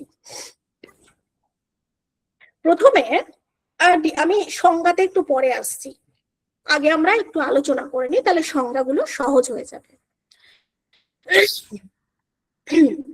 এখানে মেজারমেন্ট, এখানে একটু দেখে নিই। প্রথমে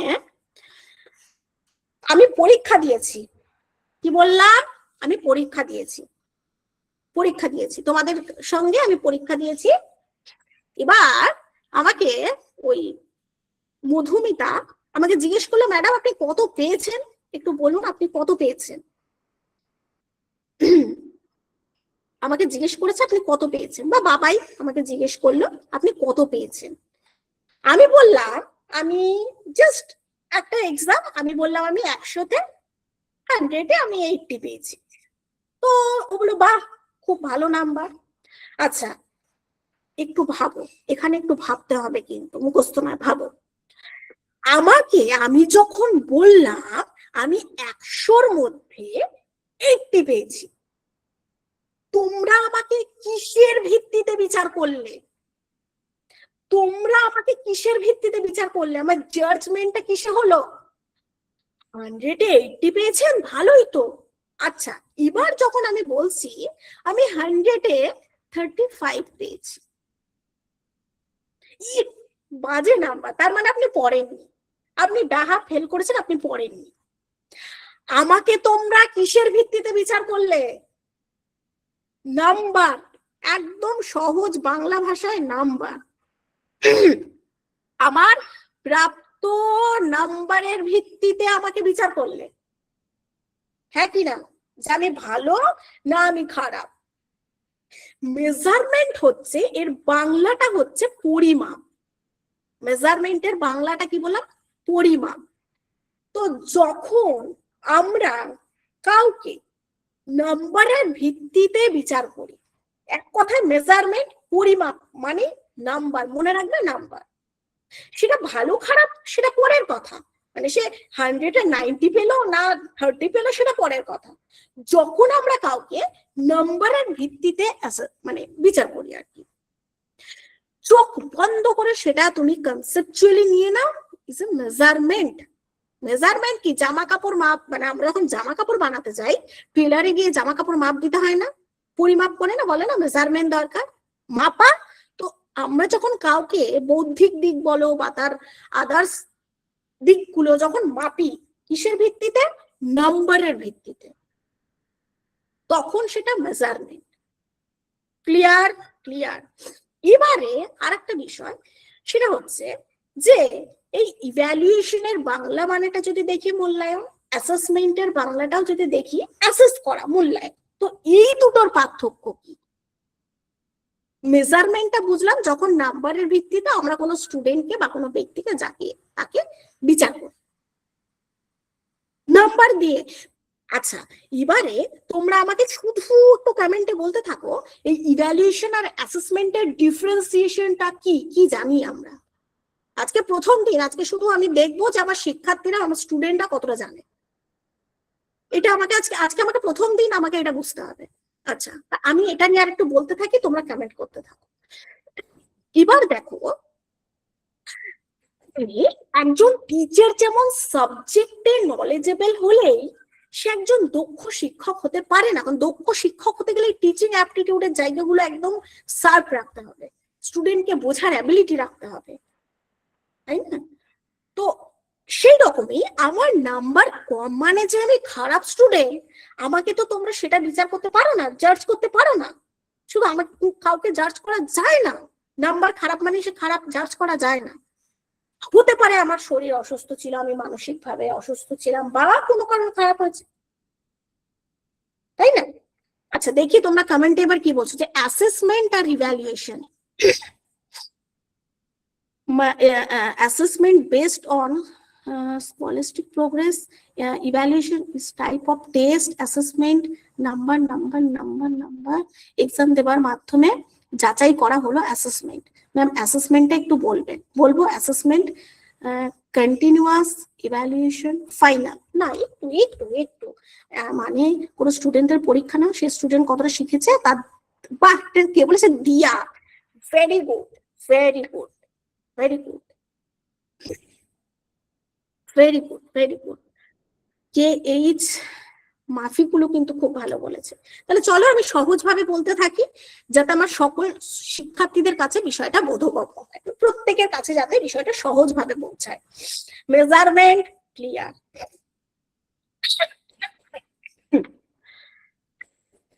এবারে আমরা দেখবো অ্যাসেসমেন্ট আর ইভ্যালুয়েশনের ডিফারেন্সিয়েশনটা। কেউ কেউ বলেছো ঠিক,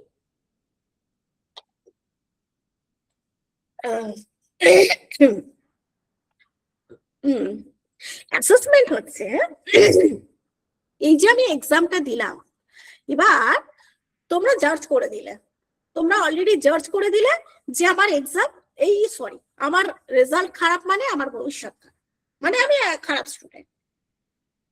এটা যেমন মেজারমেন্ট, অ্যাসেসমেন্ট হচ্ছে যে ও বলেছে যেটা এক্সাম হোক বা কোনো টেস্ট হোক বা যা খুশি হোক, এক্সাম হোক বা কোনো টেস্ট হোক, যা খুশি হোক, যখন আমাকে অ্যাসেস করা হয়, শুধু এইটুকু মনে রাখবে, অ্যাসেস করা হয়, যখন তোমরা আমাকে অ্যাসেস করছো, শুধু নাম্বার দিয়ে নয়, শুধু নাম্বার দিয়ে নয়, অ্যাসেসমেন্ট হচ্ছে অ্যাসেস করা যে আমার ইমপ্রুভমেন্ট কতটা হয়েছে আগের থেকে। হয়তো আমি 10 থেকে 11-এ উঠেছি, বা 11 থেকে 12-এ উঠেছি, বা ফার্স্ট ইয়ার থেকে সেকেন্ড ইয়ার উঠেছি, যাই করি না কেন, বা কোনো একটা ভোকেশনাল লাইন আমি ফার্স্ট ইয়ার থেকে সেকেন্ড ইয়ার হয়েছি, যেখানেই হোক, আমার পূর্বের থেকে আমার বর্তমানে কতটা ইমপ্রুভমেন্ট হয়েছে, বা আমি আগে ভালো ছিলাম, হয়তো এখন কোনো ক্ষেত্রে আমি একটু পিছিয়ে পড়েছি। যখন আমাকে অ্যাসেস করা হয় আমার সবলতা এবং দুর্বলতা, বোঝাতে পারলাম? যখন আমাকে জাস্ট অ্যাসেস করা হচ্ছে, ওকে, সেটা হচ্ছে অ্যাসেসমেন্ট। এখানে আমাকে কিন্তু বিচার করা হবে না, মানে তুমি সিদ্ধান্ত নিয়ে নিলে বা আমি সিদ্ধান্ত নিয়ে নিলাম যে স্টুডেন্ট খারাপ রেজাল্ট করেছে বা আগে ভালো ছিল এখন খারাপ রেজাল্ট করেছে, মানে একদম কিচ্ছু না, নাথিং, সেটা কিন্তু নয়। এখানে শুধুমাত্র বিচার করা হয়।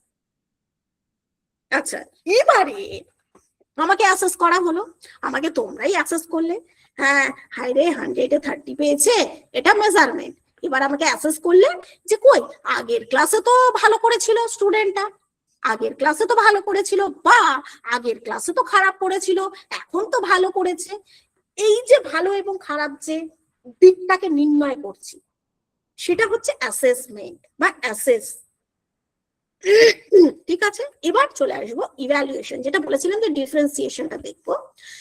ইভ্যালুয়েশন হচ্ছে এই যে আমাকে তোমরা অ্যাসেস করলে, বা কোন একজন স্টুডেন্টকে অ্যাসেস হলো যে ভালো বা খারাপ, এগিয়ে আছে বা পিছিয়ে আছে, ওকে, তার সবলতা দুর্বলতা যাই হোক না কেন অ্যাসেস যে করা হলো, এবার তার পরিপ্রেক্ষিতে যে ডিসিশনটা আমরা নিচ্ছি, চূড়ান্ত সিদ্ধান্ত আমরা নিচ্ছি, তার পরিপ্রেক্ষিতে আমরা যে সিদ্ধান্তটা নিচ্ছি, যে ডিসিশনটা নিচ্ছি, সেটা হচ্ছে ইভ্যালুয়েশন। কি ক্লিয়ার?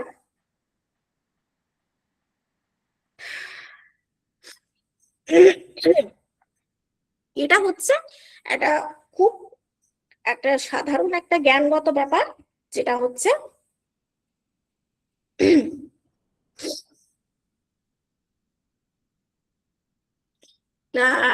মেজারমেন্ট, ইভ্যালুয়েশন এবং অ্যাসেসমেন্টের একটা খুব স্বাভাবিক ডিফারেন্সিয়েশন। ক্লিয়ার কিনা আমাকে জাস্ট একটু কনফার্ম করো। ওকে ওকে, সার্বিক মূল্যায়ন, বা কে বলেছে এটা? একদম মাম্মাম, ঠিক ঠিক, সার্বিক মূল্যায়ন, ভেরি গুড, একদম। ইভ্যালুয়েশনটাকে এখানে আবার সার্বিক বললে, যখন আরেকটা কথা বলি, আমাদের সিলেবাসের আরেকটা জায়গা একদম দেখো কন্টিনিউয়াস ইভ্যালুয়েশন যেটা রয়েছে, তো এই ক্ষেত্রে একটা বিষয় এখানে আছে, সেটা হচ্ছে কন্টিনিউয়াস এন্ড কম্প্রিহেন্সিভ ইভ্যালুয়েশন। বোঝা গেল? তো সেক্ষেত্রে এখানেও কিন্তু ওই একটা বিষয়কে গুরুত্ব দেওয়া হয়েছে, যে যখন আমরা কোনো স্টুডেন্টকে অ্যাসেস করব, কোনো স্টুডেন্টকে বিচার করব, তখন সার্বিকভাবে করব, শুধু তার নাম্বারের দিকটাকেও নয় বা অন্য কিছু নয়, তার ক্লাস ওয়ার্ক, স্টুডেন্টের ক্লাস ওয়ার্ক, স্টুডেন্টের হোমওয়ার্ক, স্টুডেন্টের আদার্স অল অ্যাক্টিভিটি, সবটা মিলিয়ে তাকে ইভ্যালুয়েট করা, সবটা মিলিয়ে তাকে ইভ্যালুয়েট করাই কিন্তু হচ্ছে অ্যাসেসমেন্ট। ঠিক আছে? আচ্ছা, তোমাদের এটুকু ক্লিয়ার? এবার চলো সোজা সোজা আরো কয়েকটা বিষয় দেখি।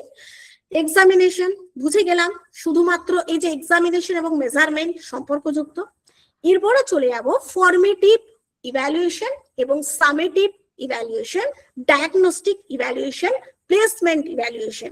আমাকে শুধু তোমরা একটু সহজ করে বলো, সহজ করে বলো ফর্মেটিভটা কি এবং কার কার বিষয়ে দক্ষতা রয়েছে। ফর্মেটিভটা কি, জাস্ট একটু একটু গল্প করে বলো না, আজকে তো প্রথম ক্লাস, গল্পই হোক।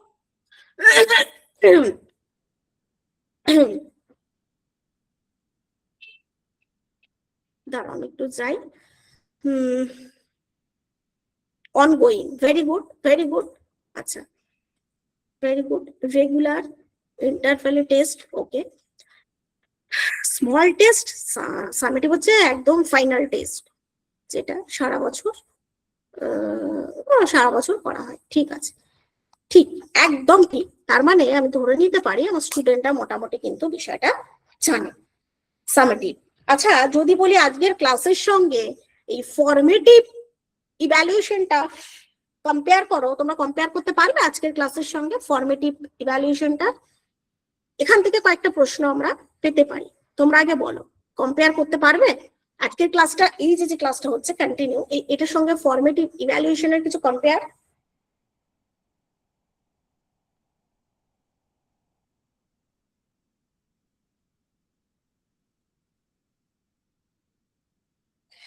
আচ্ছা, ফর্মেটিভ লার্নিং প্রসেস এর মধ্যে ক্লাসটা কতটা বুঝলাম, উইকনেস এন্ড ইমপ্রুভ করলাম কোন জায়গাটা? Very good, very good. তাহলে চলো এবার একটু দেখি। ঠিক, তাহলে ফর্মেটিভ হচ্ছে যখন শ্রেণীকক্ষে স্টুডেন্টদের সবলতা এবং দুর্বলতা, তাদের উইকনেস যেটা তোমরা বলেছো, স্ট্যাবিলিটি, সবটা যখন আমরা এক কথায় বুঝতে পারি বা অ্যাসেস করতে পারি, সেটা হচ্ছে ফর্মেটিভ। ফর্মেটিভের কয়েকটা এক্সাম্পল হতে পারে, ছোট মক টেস্ট, ছোট মক টেস্ট হতে পারে, ওকে। আর কি হতে পারে? কোনো কুইজ হতে পারে, কুইজ হতে পারে। আচ্ছা, ক্লাস টেস্ট হতে পারে। আর কি হতে পারে?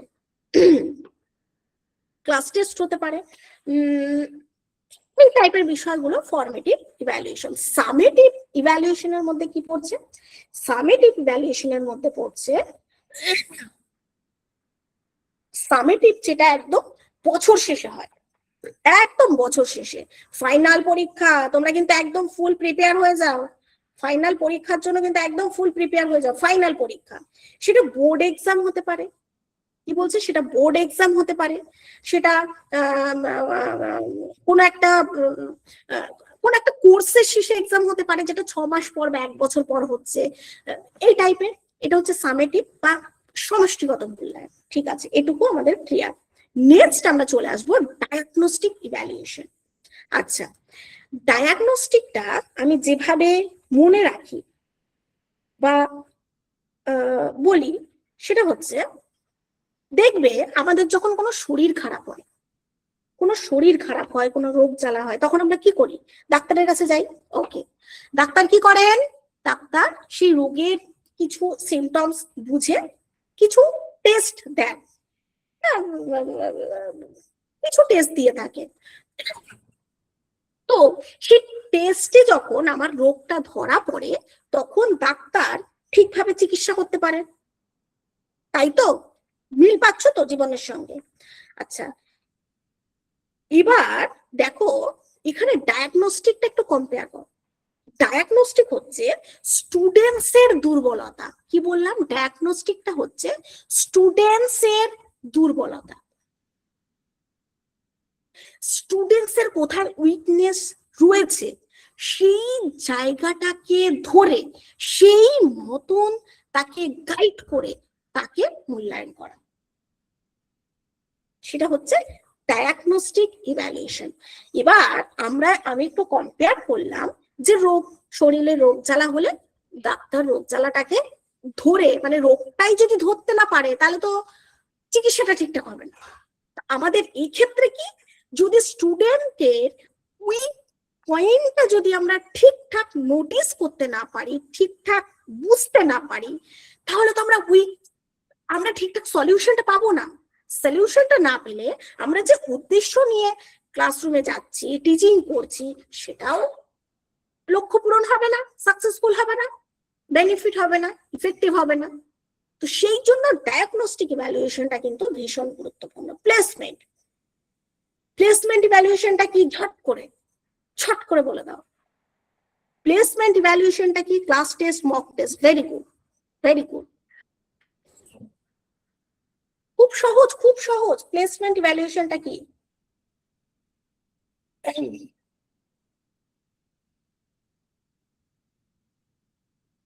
আচ্ছা, প্লেসমেন্ট ইভ্যালুয়েশনটা হচ্ছে যে এটা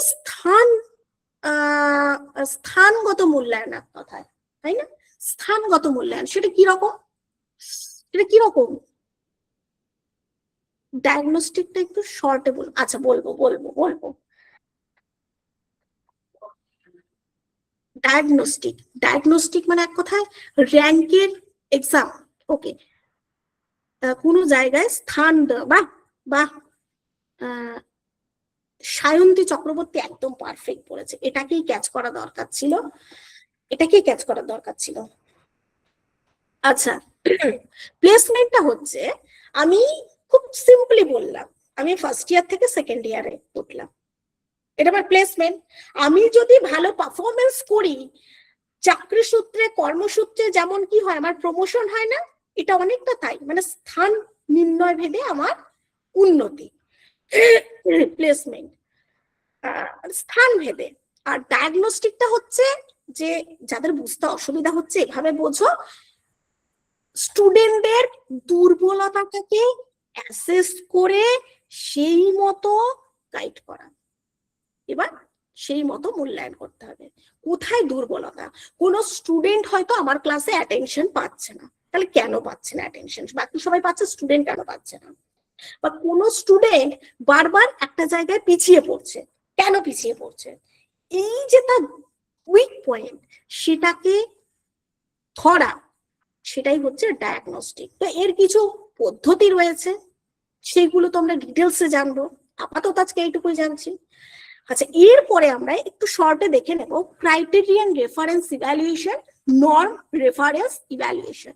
আমি এখানে একটা ছোট্ট গল্প বলবো, গল্পটা আগে মন দিয়ে একটু শুনে নাও।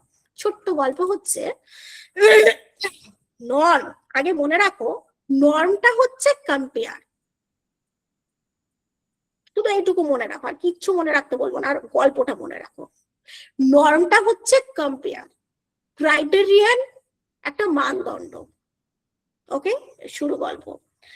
তোমাদেরকে বললাম আচ্ছা চলো একসাথে আমরা ড্রাইভিং শিখি, সবাই মিলে হো হো করে যাচ্ছে আনন্দ করে ড্রাইভিং শিখতে। বুঝবে, আগে বোঝো।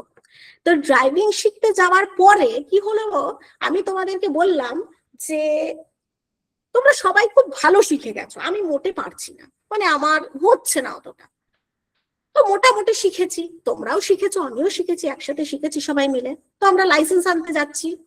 তো ড্রাইভিং লাইসেন্স আনতে যাওয়ার পরে তোমরাই বলো যে ওখানে কি তুলনা করে লাইসেন্স দেওয়া হবে, যে এমা আপনি তো পারেনি না, আপনি তো ভালো শেখেননি, ওরা তো ভালো শিখেছে, ওদেরকে আগে লাইসেন্স দেবো, আপনি পরে লাইসেন্স পাবেন বা আপনি পাবেন না, এটা কি বলবে? না আমি শিখেছি যখন আমাকে লাইসেন্স দিতে হবে, কুইক অ্যান্সার করবে, কুইক। না ম্যাম, কি না ম্যাম, মানে সবাইকে দেবে নাকি? সবাইকে দেবে তো, শিখেছি যখন দিতে হবে, এই যে এটা হচ্ছে ব্যাপার। লুম্বিনী দেখো, শিখেছি যখন দিতে হবে মানদণ্ডের ভিত্তিতে, সেটা কম্পিউটার কোর্স হতে পারে, সেটা ড্রাইভিং কোর্স হতে পারে, সেটা বিউটিশিয়ানের কোর্স হতে পারে, সেটা আদার্স যে কোনো কোর্স হতে পারে, শিখেছি দিতে হবে, এটা হচ্ছে ক্রাইটেরিয়া। শিখেছি দিতে হবে, এটা হচ্ছে ক্রাইটেরিয়া, এখানে কিন্তু কোনো কম্পেয়ার চলে না। নর্ম রেফারেন্সের ক্ষেত্রে কি হচ্ছে, বলছে এখানে একটা তুলনা চলে। কালকে একটা মক টেস্ট নেবো, রেডি থাকবে। কি বললাম? কালকে একটা মক টেস্ট নেবো, রেডি থাকবে তোমরা। ওকে, ঠিক আছে, মক টেস্টটা হচ্ছে 50 নাম্বারের, সবাই রেডি থাকবে। ওকে, এবার মক টেস্ট হলো, কেউ মক টেস্টে 48 পেলো, কেউ 38 পেলো, কেউ 27 পেলো, ঠিক আছে, কোনো প্রবলেম নেই, পেলো।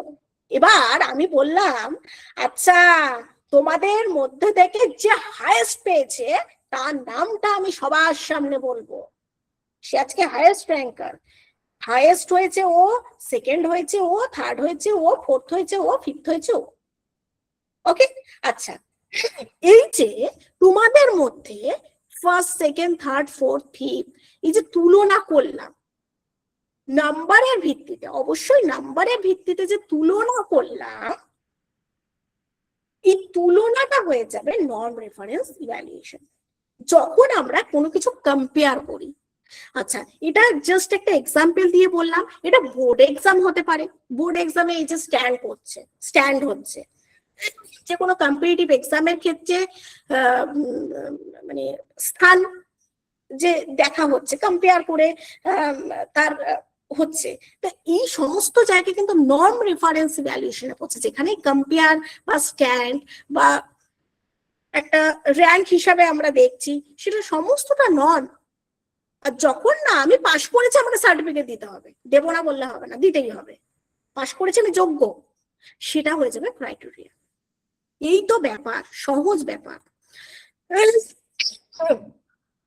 দাঁড়াও, সিকিউ গুলো পিডিএফটা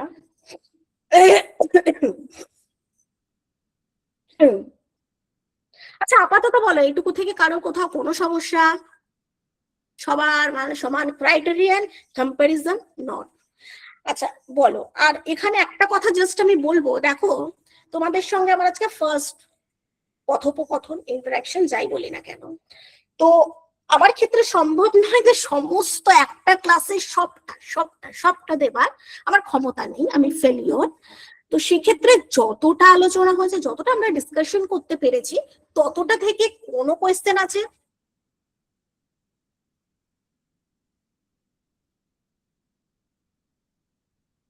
বেশ,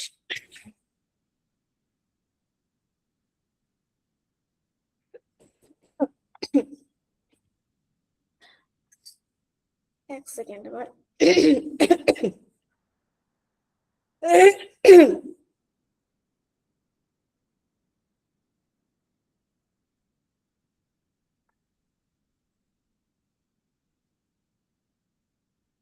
এক সেকেন্ড এক সেকেন্ড, আমার এমসিকিউ এর পিডিএফটা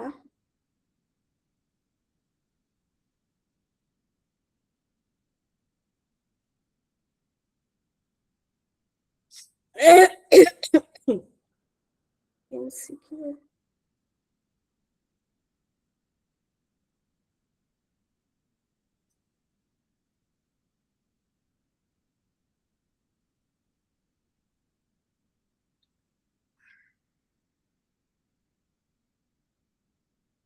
অপেক্ষা করো, আমি পিডিএফটা সামনে রেখেছিলাম, একটু দেখে নিচ্ছি আমি।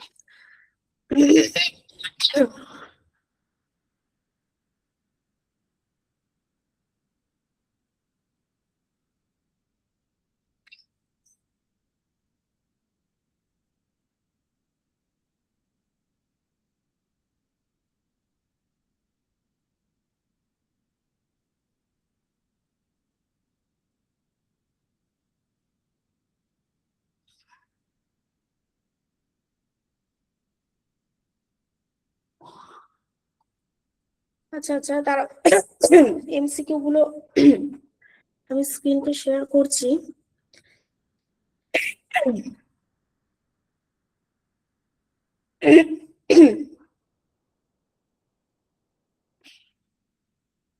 আচ্ছা, আমার মানে এমসিকিউ এর পিডিএফটা হয়তো কোনো কারণে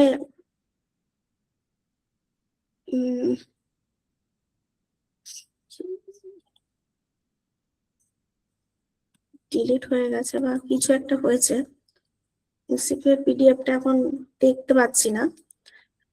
তো একটা কাজ করি, আমি তোমাদের কিছু প্রশ্ন ধরে নিই। তো আমি আপাতত মুখে কিছু প্রশ্ন এখন তোমাদেরকে করে নিচ্ছি, আর আমি বেশ কিছু এমসিকিউ তোমাদের পিডিএফ এ শেয়ার করে দেবো, ঠিক আছে? পিডিএফটা আমি শেয়ার করে দিই, মানে পিডিএফটা তোমরা পেয়ে যাবে, বোথ ল্যাঙ্গুয়েজেই থাকবে।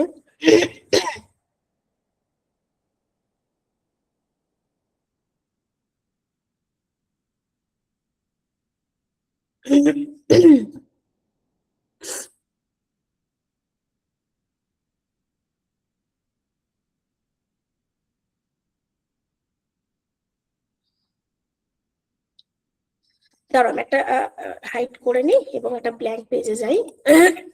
এই পিডিএফটা আমি তোমাদেরকে শেয়ার করে দেব, যেখানে বোথ ল্যাঙ্গুয়েজেই তোমরা সবটা পেয়ে যাবে। আমি একটা ব্ল্যাঙ্ক পেজে এলাম, আর পিডিএফটা আমি ভীষণ ভাবে দুঃখিত তোমাদের কাছে, পিডিএফটা আমি তোমাদেরকে শেয়ার করে দেবো এখন আর কি। আমি আপাতত তোমাদেরকে কিছু মানে আমরা এখন আলোচনা করে নিচ্ছি কিছু এমসিকিউ, তোমরা প্লিজ একটু অ্যাক্টিভলি অ্যান্সার গুলো করবে। সত্যি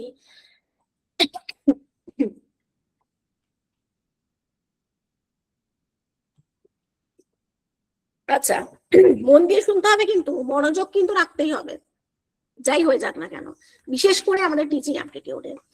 আচ্ছা, প্রথম যদি আমার একটা তোমাদের কাছে আমি জানতে চাইছি, what is the primary purpose of evaluation in education?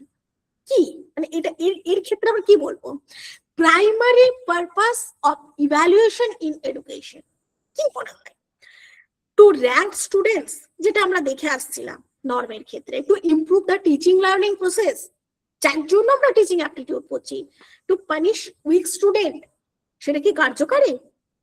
আচ্ছা, টু ইনক্রিজ কম্পিটিশন, কোনটা সব থেকে ভ্যালুয়েবল বলে তোমাদের মনে হয়?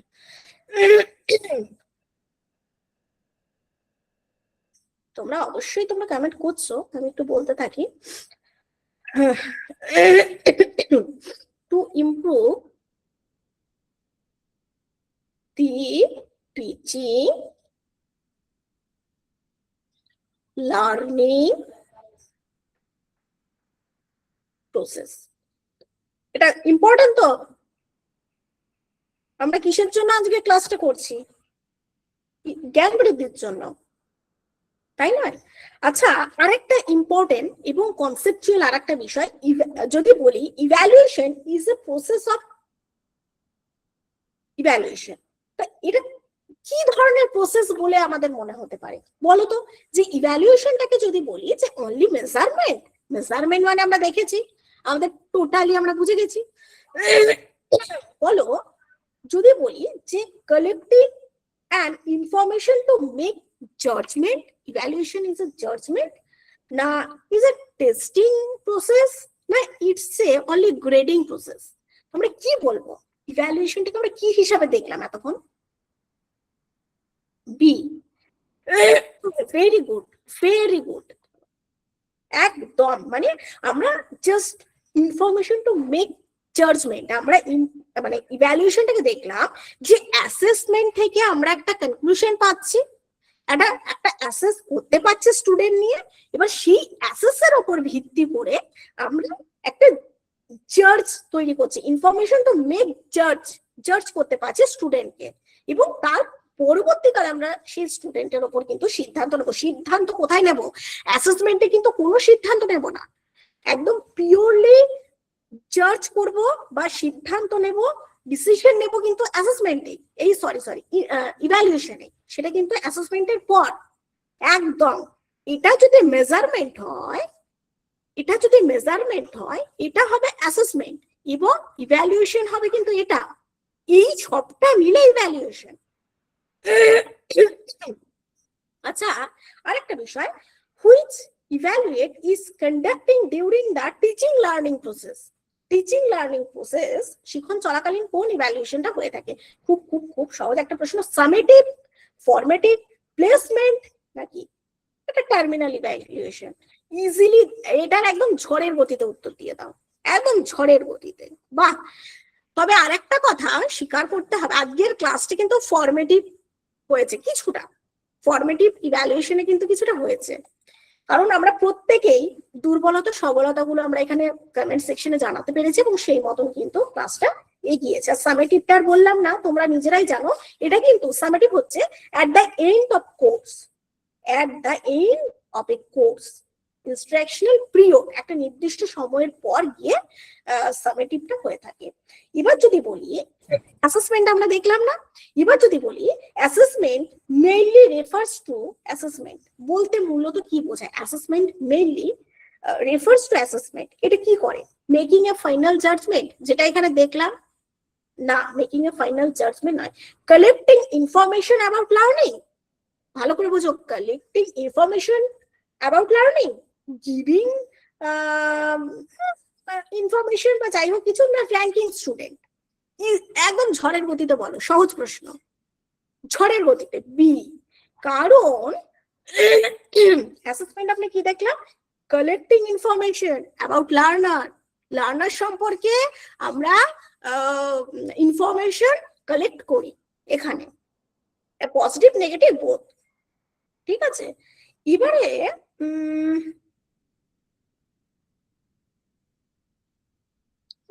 আচ্ছা, এবার নর্ম আর ক্রাইটেরিয়ান থেকে আমরা দুটো আলোচনা করে নিই। মন দিয়ে শুনবে, একদম একাগ্রতা বেড়ে যাবে আজকের ক্লাসের পর, তোমাদের খালি বলছি মন দাও মন দাও, সংক্ষেপে বলছি, হ্যাঁ। এন আর ই মানে নর্ম রেফারেন্স ইভ্যালুয়েশন কম্পেয়ার এ লার্নার্স, ঠিক আছে, প্রবলেম নেই, compare A learners performance with norm reference evaluation, মানে এখানে বলা হচ্ছে যে শিক্ষার্থীর কর্মদক্ষতা কার সঙ্গে তুলনা করি। আরে বাবা, আমরা নর্ম মানে তো দেখলাম কম্পেয়ার, কিন্তু কার সঙ্গে কম্পেয়ার বলো, others learner or reference group, teachers expectation অনুযায়ী অনলি, না প্রিভিয়াস ইয়ার্স সিলেবাস বা যাই হোক আদার্স কিছু একটা, কার সঙ্গে তুলনা হয়? এ আচ্ছা আচ্ছা, আদার্স, তোমরা এটা বলতে চাইছো তো, আদার্স লার্নার্স, একদম। এবার নর্মটা বলে রাখি, এটা ক্লাস টেস্টে কম্পেয়ার হতে পারে, কোনো মক টেস্টে কম্পেয়ার হতে পারে, কোনো কুইজে কম্পেয়ার হতে পারে, কোনো বোর্ড এক্সামে কম্পেয়ার হতে পারে, কোনো কম্পিটিটিভ এক্সামে কম্পেয়ার হতে পারে। নর্মটা সীমাবদ্ধ নয়, এই জায়গাগুলোতে কম্পেয়ার হতে পারে, ওকে। আর ক্রাইটেরিয়ান আমি সংক্ষেপে এটা লিখে রাখি, CRE, ক্রাইটেরিয়ান রেফারেন্স টেস্ট যদি বলি, evaluation determines whether a learner criterion reference evaluation, মানে এক্ষেত্রে কি নির্ধারণ করছে, ইটস এ বেটার, এটা কি বেটার দেন আদার লার্নার, এটা কি অন্য দের তুলনায় ভালো কিনা সেটা কি কম্পেয়ার করছে, has achievement specific learner criteria, না ইজ অ্যাভারেজ একটা স্টেজ বা কিছু একটা প্রসেস, এটা কি মনে হয়? যেটা কিন্তু আমরা দেখেছি, এটা এটা যদি যুক্তিগতভাবে বলি, তোমরা বলেছো অপশন বি, ভেরি গুড। আমরা এটা দেখবো, সরি, এটা ক্রাইটেরিয়ানটার ক্ষেত্রে, সরি হ্যাঁ, ভালোই কাশি হচ্ছে তোমাদের সঙ্গে কথা বলতে বলতে, সত্যি লেগেছে অনেকদিন। এটা হচ্ছে অ্যাচিভমেন্ট একটা স্পেসিফিক লার্নিং ক্রাইটেরিয়া, যেটা একটু আগেই বললাম যে মানদণ্ড। আমি শিখেছি, আমি কম্পিউটার করেছি, আমার রেজাল্ট পাস তো করেছি, মানে এক কথা আমি পাস তো করেছি, রেজাল্ট খারাপ হচ্ছে না ভালো হচ্ছে সেটা পরের কথা, পাস তো করেছি, পাস করেছি, আমি যোগ্য, আমাকে সার্টিফিকেট দিই, বা আমার যাই হোক সেটা আমাকে দিই, মানে ওইভাবে আমি কম নাম্বার পেয়েছি বলে আমাকে দেয়া যাবে না, আমি পাবো না, সেটা চলবে না, যেটা নর্মের ক্ষেত্রে, ওকে। আচ্ছা, তো আমি আবারও প্রত্যেকের কাছে দুঃখিত, আমি পিডিএফটা তোমাদের শেয়ার করে দেবো এবং বোথ ল্যাঙ্গুয়েজে থাকবে, কোথাও কোনো প্রবলেম হবে না। আজকে প্রথম ক্লাস, তোমরা খুব অ্যাক্টিভ ছিলে এবং এনার্জি নিয়ে ক্লাসটা করেছো, খুব ভালো। জল খাচ্ছি, কিন্তু সর্দিটা প্রায় 2 সপ্তাহ ধরে জ্বরটা ছিল, জ্বর হয়েছে 2 দিন, ভুগেছি 3 সপ্তাহের কাছাকাছি, এখনো ভুগছি, সর্দিটা ঠিক মানে বুকের কাজটা ক্লিয়ার হচ্ছে না। ঠিক আছে, ওভারঅল আশা করি তোমাদের কোথাও কোনো প্রবলেম নেই। আচ্ছা, আরেকটা কথা, যদি কোথাও প্রবলেম হয় তাহলে আমাকে তোমরা পরের ক্লাসে জিজ্ঞেস করবে। আর পিডিএফ সেটা বোথ ল্যাঙ্গুয়েজ, যাতে কোথাও আমি বলেছি না যে খুব ভালো স্টুডেন্ট, মিডিয়াম এবং দীর্ঘদিন ডিটাচ, প্রত্যেকের জন্য যাতে কার্যকারী হয় বা হেল্পফুল হয়, সেইভাবেই পিডিএফ গুলো আমি দেবো। আর এমসিকিউ আমি এখানে রাখতে পারলাম না, আমি শেয়ার করে দিচ্ছি, এই টাইপের এমসিকিউ আমি রাখছি যে টাইপের আসে, বাট মানে যে কনসেপ্টটা আমরা আজকে পেলাম, assessment, evaluation, formative, summative, norm, criterion, diagnostic, placement, এগুলো থেকেই আমি এমসিকিউ রাখবো, শুধুমাত্র এই জায়গা থেকে এমসিকিউ এর পিডিএফটা আমি শেয়ার করে দেবো, ওকে।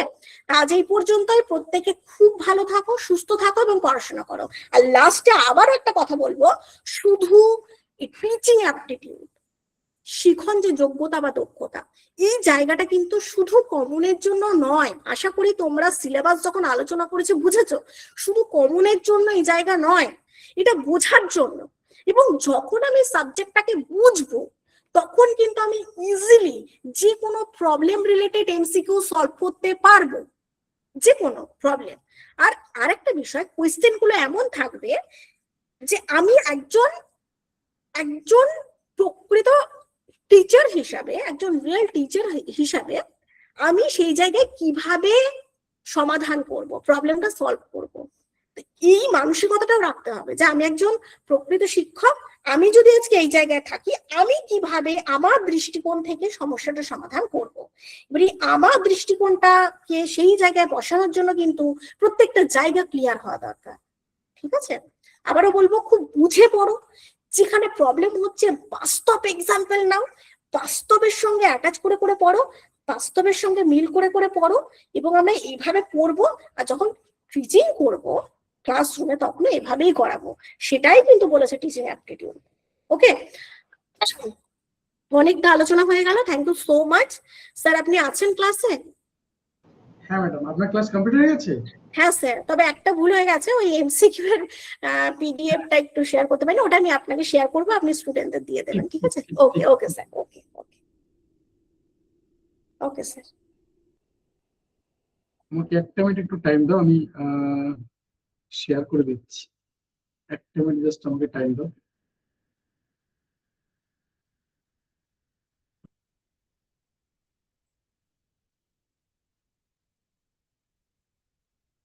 এখনই শেয়ার করে দিচ্ছি, একটা মিনিট জাস্ট আমাকে টাইম দাও, একটু সময় নেব না। দেখো, আশা করি দেখতে পাচ্ছ স্ক্রিনটা। আমি তোমাদের গ্রুপে একটা লিংক শেয়ার করলাম, একটু যদি একটা দুটো সেন্টেন্সে তোমাদের একটু ফিডব্যাক শেয়ার করো, এটাই রিকোয়েস্ট রইলো। আবারও বলছি, মূল উদ্দেশ্য যে ওই পোস্ট যেগুলো করা হয় ওগুলো একটু রিচ বাড়বে, আর অন্য কোনো উদ্দেশ্য না। আবারও বলছি, এই একটাই উদ্দেশ্য, অন্য কোনো উদ্দেশ্য না। তোমাদের গ্রুপে দেখো একটা লিংক শেয়ার করলাম, একটু যদি একটা দুটো সেন্টেন্সে তোমাদের একটু ফিডব্যাক শেয়ার করো।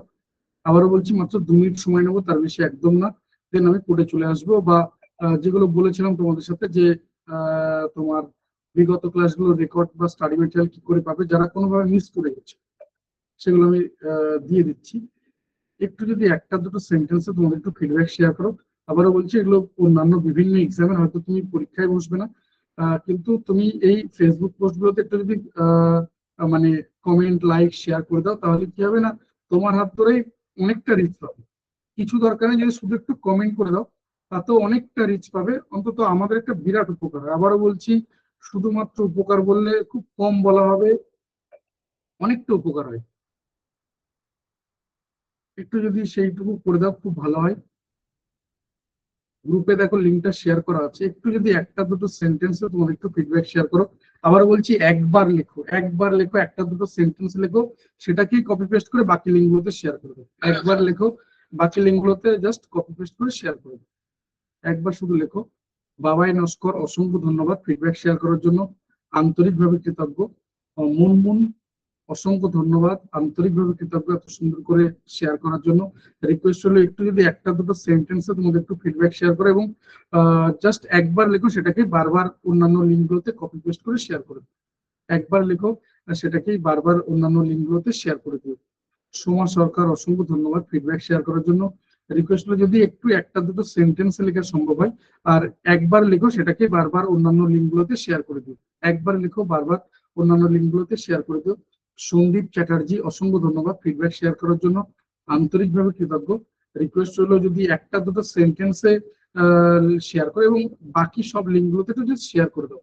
নূর ইসলাম শেখ, অসংখ্য ধন্যবাদ, আন্তরিকভাবে কৃতজ্ঞ নূর ইসলাম এত সুন্দর করে বা এত বড় করে লেখার জন্য। নূর ইসলাম, অসংখ্য ধন্যবাদ। একটু যদি বাকি লিঙ্কগুলোতে জাস্ট কপি পেস্ট করে শেয়ার করে দেওয়ার রিকোয়েস্ট রইল। সুবেশ ভট্টাচার্য, অসংখ্য ধন্যবাদ, আন্তরিকভাবে কৃতজ্ঞ সুবেশ, আন্তরিকভাবে কৃতজ্ঞ, অসংখ্য ধন্যবাদ সুবেশ ভট্টাচার্য। রিকোয়েস্ট হলো, বাকি লিঙ্কগুলোতেও জাস্ট কপি পেস্ট করে একটু ফিডব্যাক শেয়ার করে দিও, একটু সবার কাছে রিকোয়েস্ট করে দিতাম। অসংখ্য ধন্যবাদ। দেশা মিশ্র, অসংখ্য ধন্যবাদ, আন্তরিকভাবে কৃতজ্ঞ দেশা মিশ্র, অসংখ্য ধন্যবাদ। আবার বলছি, তোমাদের এই সাপোর্ট মানে শুধুমাত্র কোনো কিছুতে মেজার করা যাবে না, আমি যা বলছি সেটা অনেক কম, তার থেকেও বেশি। মানে যাই বলবো না কেন সেটা অনেক কম। সোনালী দাস সাহা, অসংখ্য ধন্যবাদ, আন্তরিকভাবে কৃতজ্ঞ। ফিডব্যাক শেয়ার করার জন্য রিকোয়েস্ট হলো বাকি লিঙ্কগুলোতেও ফিডব্যাক শেয়ার করে দিও, জাস্ট কপি পেস্ট করে শেয়ার করে দিও। সুবীর মন্ডল, অসংখ্য ধন্যবাদ, আন্তরিকভাবে কৃতজ্ঞ। রিকোয়েস্ট হলো বাকি লিঙ্কগুলোতেও কপি পেস্ট করে শেয়ার করে দিও, একটু বাকি লিঙ্কগুলোতেও শেয়ার করে দিও। সুরজিৎ মাঝি, অসংখ্য ধন্যবাদ, আন্তরিকভাবে কৃতজ্ঞ। সুরজিৎ মাঝি, অসংখ্য ধন্যবাদ। সুরজিৎ মাঝি এত সুন্দর করে বা এত বড় করে লেখার জন্য সুরজিৎ মাঝি অসংখ্য ধন্যবাদ। একটু যদি বাকি লিঙ্কগুলোতেও শেয়ার করে দাও। রচনা বেরা, অসংখ্য ধন্যবাদ, আন্তরিকভাবে কৃতজ্ঞ। রিকোয়েস্ট হলো বাকি লিঙ্কগুলোতেও কপি পেস্ট করে শেয়ার করে দিও। সবার কাছে রিকোয়েস্ট হলো আন্তরিকভাবে যে বাকি লিঙ্কগুলোতে কপি পেস্ট করে শেয়ার করে দিও।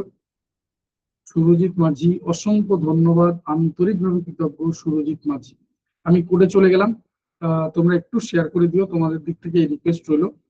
আবার বলছি, জাস্ট একবার লেখো, সেটাকে কপি পেস্ট করে বাকি লিঙ্কগুলোতে শেয়ার করে দিও। সুবীর মন্ডল, অসংখ্য ধন্যবাদ, আন্তরিকভাবে কৃতজ্ঞ। পারমিতা নাগ, অসংখ্য ধন্যবাদ, আন্তরিকভাবে কৃতজ্ঞ। পারমিতা নাগ, অসংখ্য ধন্যবাদ। পারমিতা নাগ, আন্তরিকভাবে কৃতজ্ঞ এত সুন্দর করে এত বড় করে লেখার জন্য। আমি কোডে চলে গেলাম। উজ্জ্বল ব্যানার্জি, সুরজিৎ মাঝি, অসংখ্য ধন্যবাদ, আন্তরিকভাবে কৃতজ্ঞ। আমি কোডে চলে গেলাম। সৈকত চক্রবর্তী, অসংখ্য ধন্যবাদ। যেটা বলার যে শুধুমাত্র টাইপ করে পাঠাবে, কোনো রকম স্ক্রিনশট বা ছবি তুলে পাঠাবে না, বা কোনো রকম ইমেজ পাঠাবে না। আচ্ছা, ওই জায়গাটা একটু বলে রাখি যে রেকর্ড ক্লাস বা পিডিএফ স্টাডি ম্যাটেরিয়াল, তার থেকে বড় কথা আমরা পরপর 4 দিনে ক্লাস করলাম। আগামীকাল আমাদের এই সেশনের লাস্ট ক্লাস রয়েছে। তারপর জানিয়েছিলাম যে অবশ্যই নতুন ব্যাচ শুরু হবে, যেটা বারবার বলেছিলাম। আমি জানিয়ে দিচ্ছি, জাস্ট আমাকে 2 মিনিট সময় দাও। আমি আগামীকালকের এই জায়গাটা একটু বলে দিই, কারণ আগামীকালকের ক্লাসটার একটু অন্যরকম গুরুত্ব রয়েছে। কারণ সাবজেক্ট তো থাকবে, আমরা পরপর 5 দিনে টোটাল 7খানা সাবজেক্টের ক্লাস শেষ করছি। 7টা তো না, 6টা, ভুল বললাম, 6টা সাবজেক্টের ক্লাস শেষ করছি। বাকি থেকে যাচ্ছে যেগুলো আমরা টাচ করতে পারিনি, যেমন ICT, higher education, people development, environment, আর আরেকটা হচ্ছে কম্প্রিহেনশন। এই 4টি ইউনিট আমাদের বাদ থেকে যাচ্ছে, এগুলো আমরা টাচ করতে পারিনি। আবারও বলছি, এগুলোর জন্য আলাদা ফ্যাকাল্টি থাকবে, সব ক্ষেত্রে আলাদা ফ্যাকাল্টি থাকবে। আগামীকাল যে ক্লাসটা রয়েছে তার 3টে গুরুত্বপূর্ণ জায়গা রয়েছে। প্রথম কথা, আগামীকাল ক্লাসে আমরা ম্যাথ এবং ডিআই নিয়ে বিস্তারিত আলোচনা করব। ম্যাথ এবং ডিআই, মূলত আমরা ম্যাথের কোশ্চেন গুলো বেশি করব, কারণ ম্যাথ না জানলে ডিআইটা করা যায় না বা তুলনামূলক টাফ হয়। তবে ম্যাথের কোশ্চেন খুব বেসিক স্ট্যান্ডার্ড হবে, কিন্তু ডিআই কিন্তু স্ট্যান্ডার্ড কোশ্চেন করবে। আবারও বলছে, ডিআই স্ট্যান্ডার্ড কোশ্চেন করবে। নাম্বার তোলার ক্ষেত্রে ডিআই কিন্তু তোমাকে বেশি গুরুত্ব দিতে হবে, ঠিক আছে? যাই হোক, এমন না যে খুব কঠিন, ম্যাথটা একটু জানলে কয়েকটা চ্যাপ্টার জানতে হয়। আমি সেগুলো আগামীকাল পুরো ডিটেলসে তোমার সাথে ক্লিয়ার করবো, যে সিলেবাসটা কি রয়েছে। যে যাদের একেবারে কিছু করার নেই, আমি নিতে পারবো না স্যার, তাহলে আমি 6টা চ্যাপ্টার বলবো। এই 6টা চ্যাপ্টার হলে ম্যাথ ডিআই দুটো জায়গায় কভার হয়ে যাবে। রিস্ক থেকে যায় ম্যাথের ক্ষেত্রে, হতে পারে এর বাইরে চলে আসলো, কিন্তু চেষ্টা মানে আশা করা যায় যে হয়তো বিরাট কিছু হবে না। এর পরবর্তীতে রিস্ক একটু কমে যায়, তাতে আরো এক্সট্রা 4টে চ্যাপ্টার বলে দেবো, এবং একদম রিস্ক থাকবে না, আরো দুটো, মানে মোট টোটাল আমি 12টা চ্যাপ্টার মতো বলবো। এর মধ্যে থেকে আমাদের সমস্ত কোশ্চেন আসে, ঠিক আছে? নেটের সাথে ডব্লিউবি সেটের একটু পার্থক্য আছে। নেটের সিলেবাস খুব বলতে পারো ন্যারো, ছোট জায়গা থেকে চলে আসবে কোশ্চেন, ম্যাথের ক্ষেত্রে বলছি অনলি। কিন্তু ডব্লিউবি সেট ওদের কিন্তু অনেকগুলো, মানে ডব্লিউবি সেটের 6টা চ্যাপ্টার করলে হবে না। ডব্লিউবি সেটে কিন্তু ম্যাথের কোশ্চেন গড়ে 3-4টে থাকবে। নেটে বলেছিলাম গড়ে 2-3টে, কিন্তু ডব্লিউবি সেটে গড়ে 3-4টে কোশ্চেন থাকবে, ঠিক আছে? এগুলো নিয়ে আগামীকাল ডিসকাস করা যাবে। একই সঙ্গে আমরা ডিআইটাও আগামীকাল দেখব এই জায়গাটা, এবং অবশ্যই কিছু প্রিভিয়াস ইয়ারের কোশ্চেন যেটা বললাম সলভ করবো। দ্বিতীয় গুরুত্বপূর্ণ জায়গা হচ্ছে আগামীকাল ক্লাসে নতুন ব্যাচ নিয়ে একদম ডিটেলসে জানিয়ে দেবো তোমাদের সাথে, A to Z লিখিত আকারে শেয়ার করে দেবো। এমন না যে শুধুমাত্র মুখে বলবো, একদম লিখিত আকারে তোমাদের সাথে শেয়ার করে দেবো A to Z। যে নতুন ব্যাচে অ্যাডমিশন প্রসেস কি রয়েছে বা কিভাবে অ্যাডমিশন নেবে, কোর্স ফি কি হবে। কোর্স ফির ক্ষেত্রে বলে রাখি, কোর্স ফি থাকবে সর্বনিম্ন, মধ্যবিত্ত, নিম্ন মধ্যবিত্ত ছেড়ে দাও, একদম নিম্নবিত্তের ছেলেমেয়েটাও যাতে পড়ার সুযোগ পায়, কোর্স ফি যেন বাধা নয়, ঠিক এতটাই কম কোর্স ফি থাকবে। তোমার পরিচিত মেজো সেজো যে সমস্ত ইনস্টিটিউট রয়েছে, প্রচুর রয়েছে মেজো সেজো ইনস্টিটিউট, তাদের যা কোর্স ফি থাকে তার তুলনায় কম কোর্স ফি থাকে, কথা দিচ্ছি।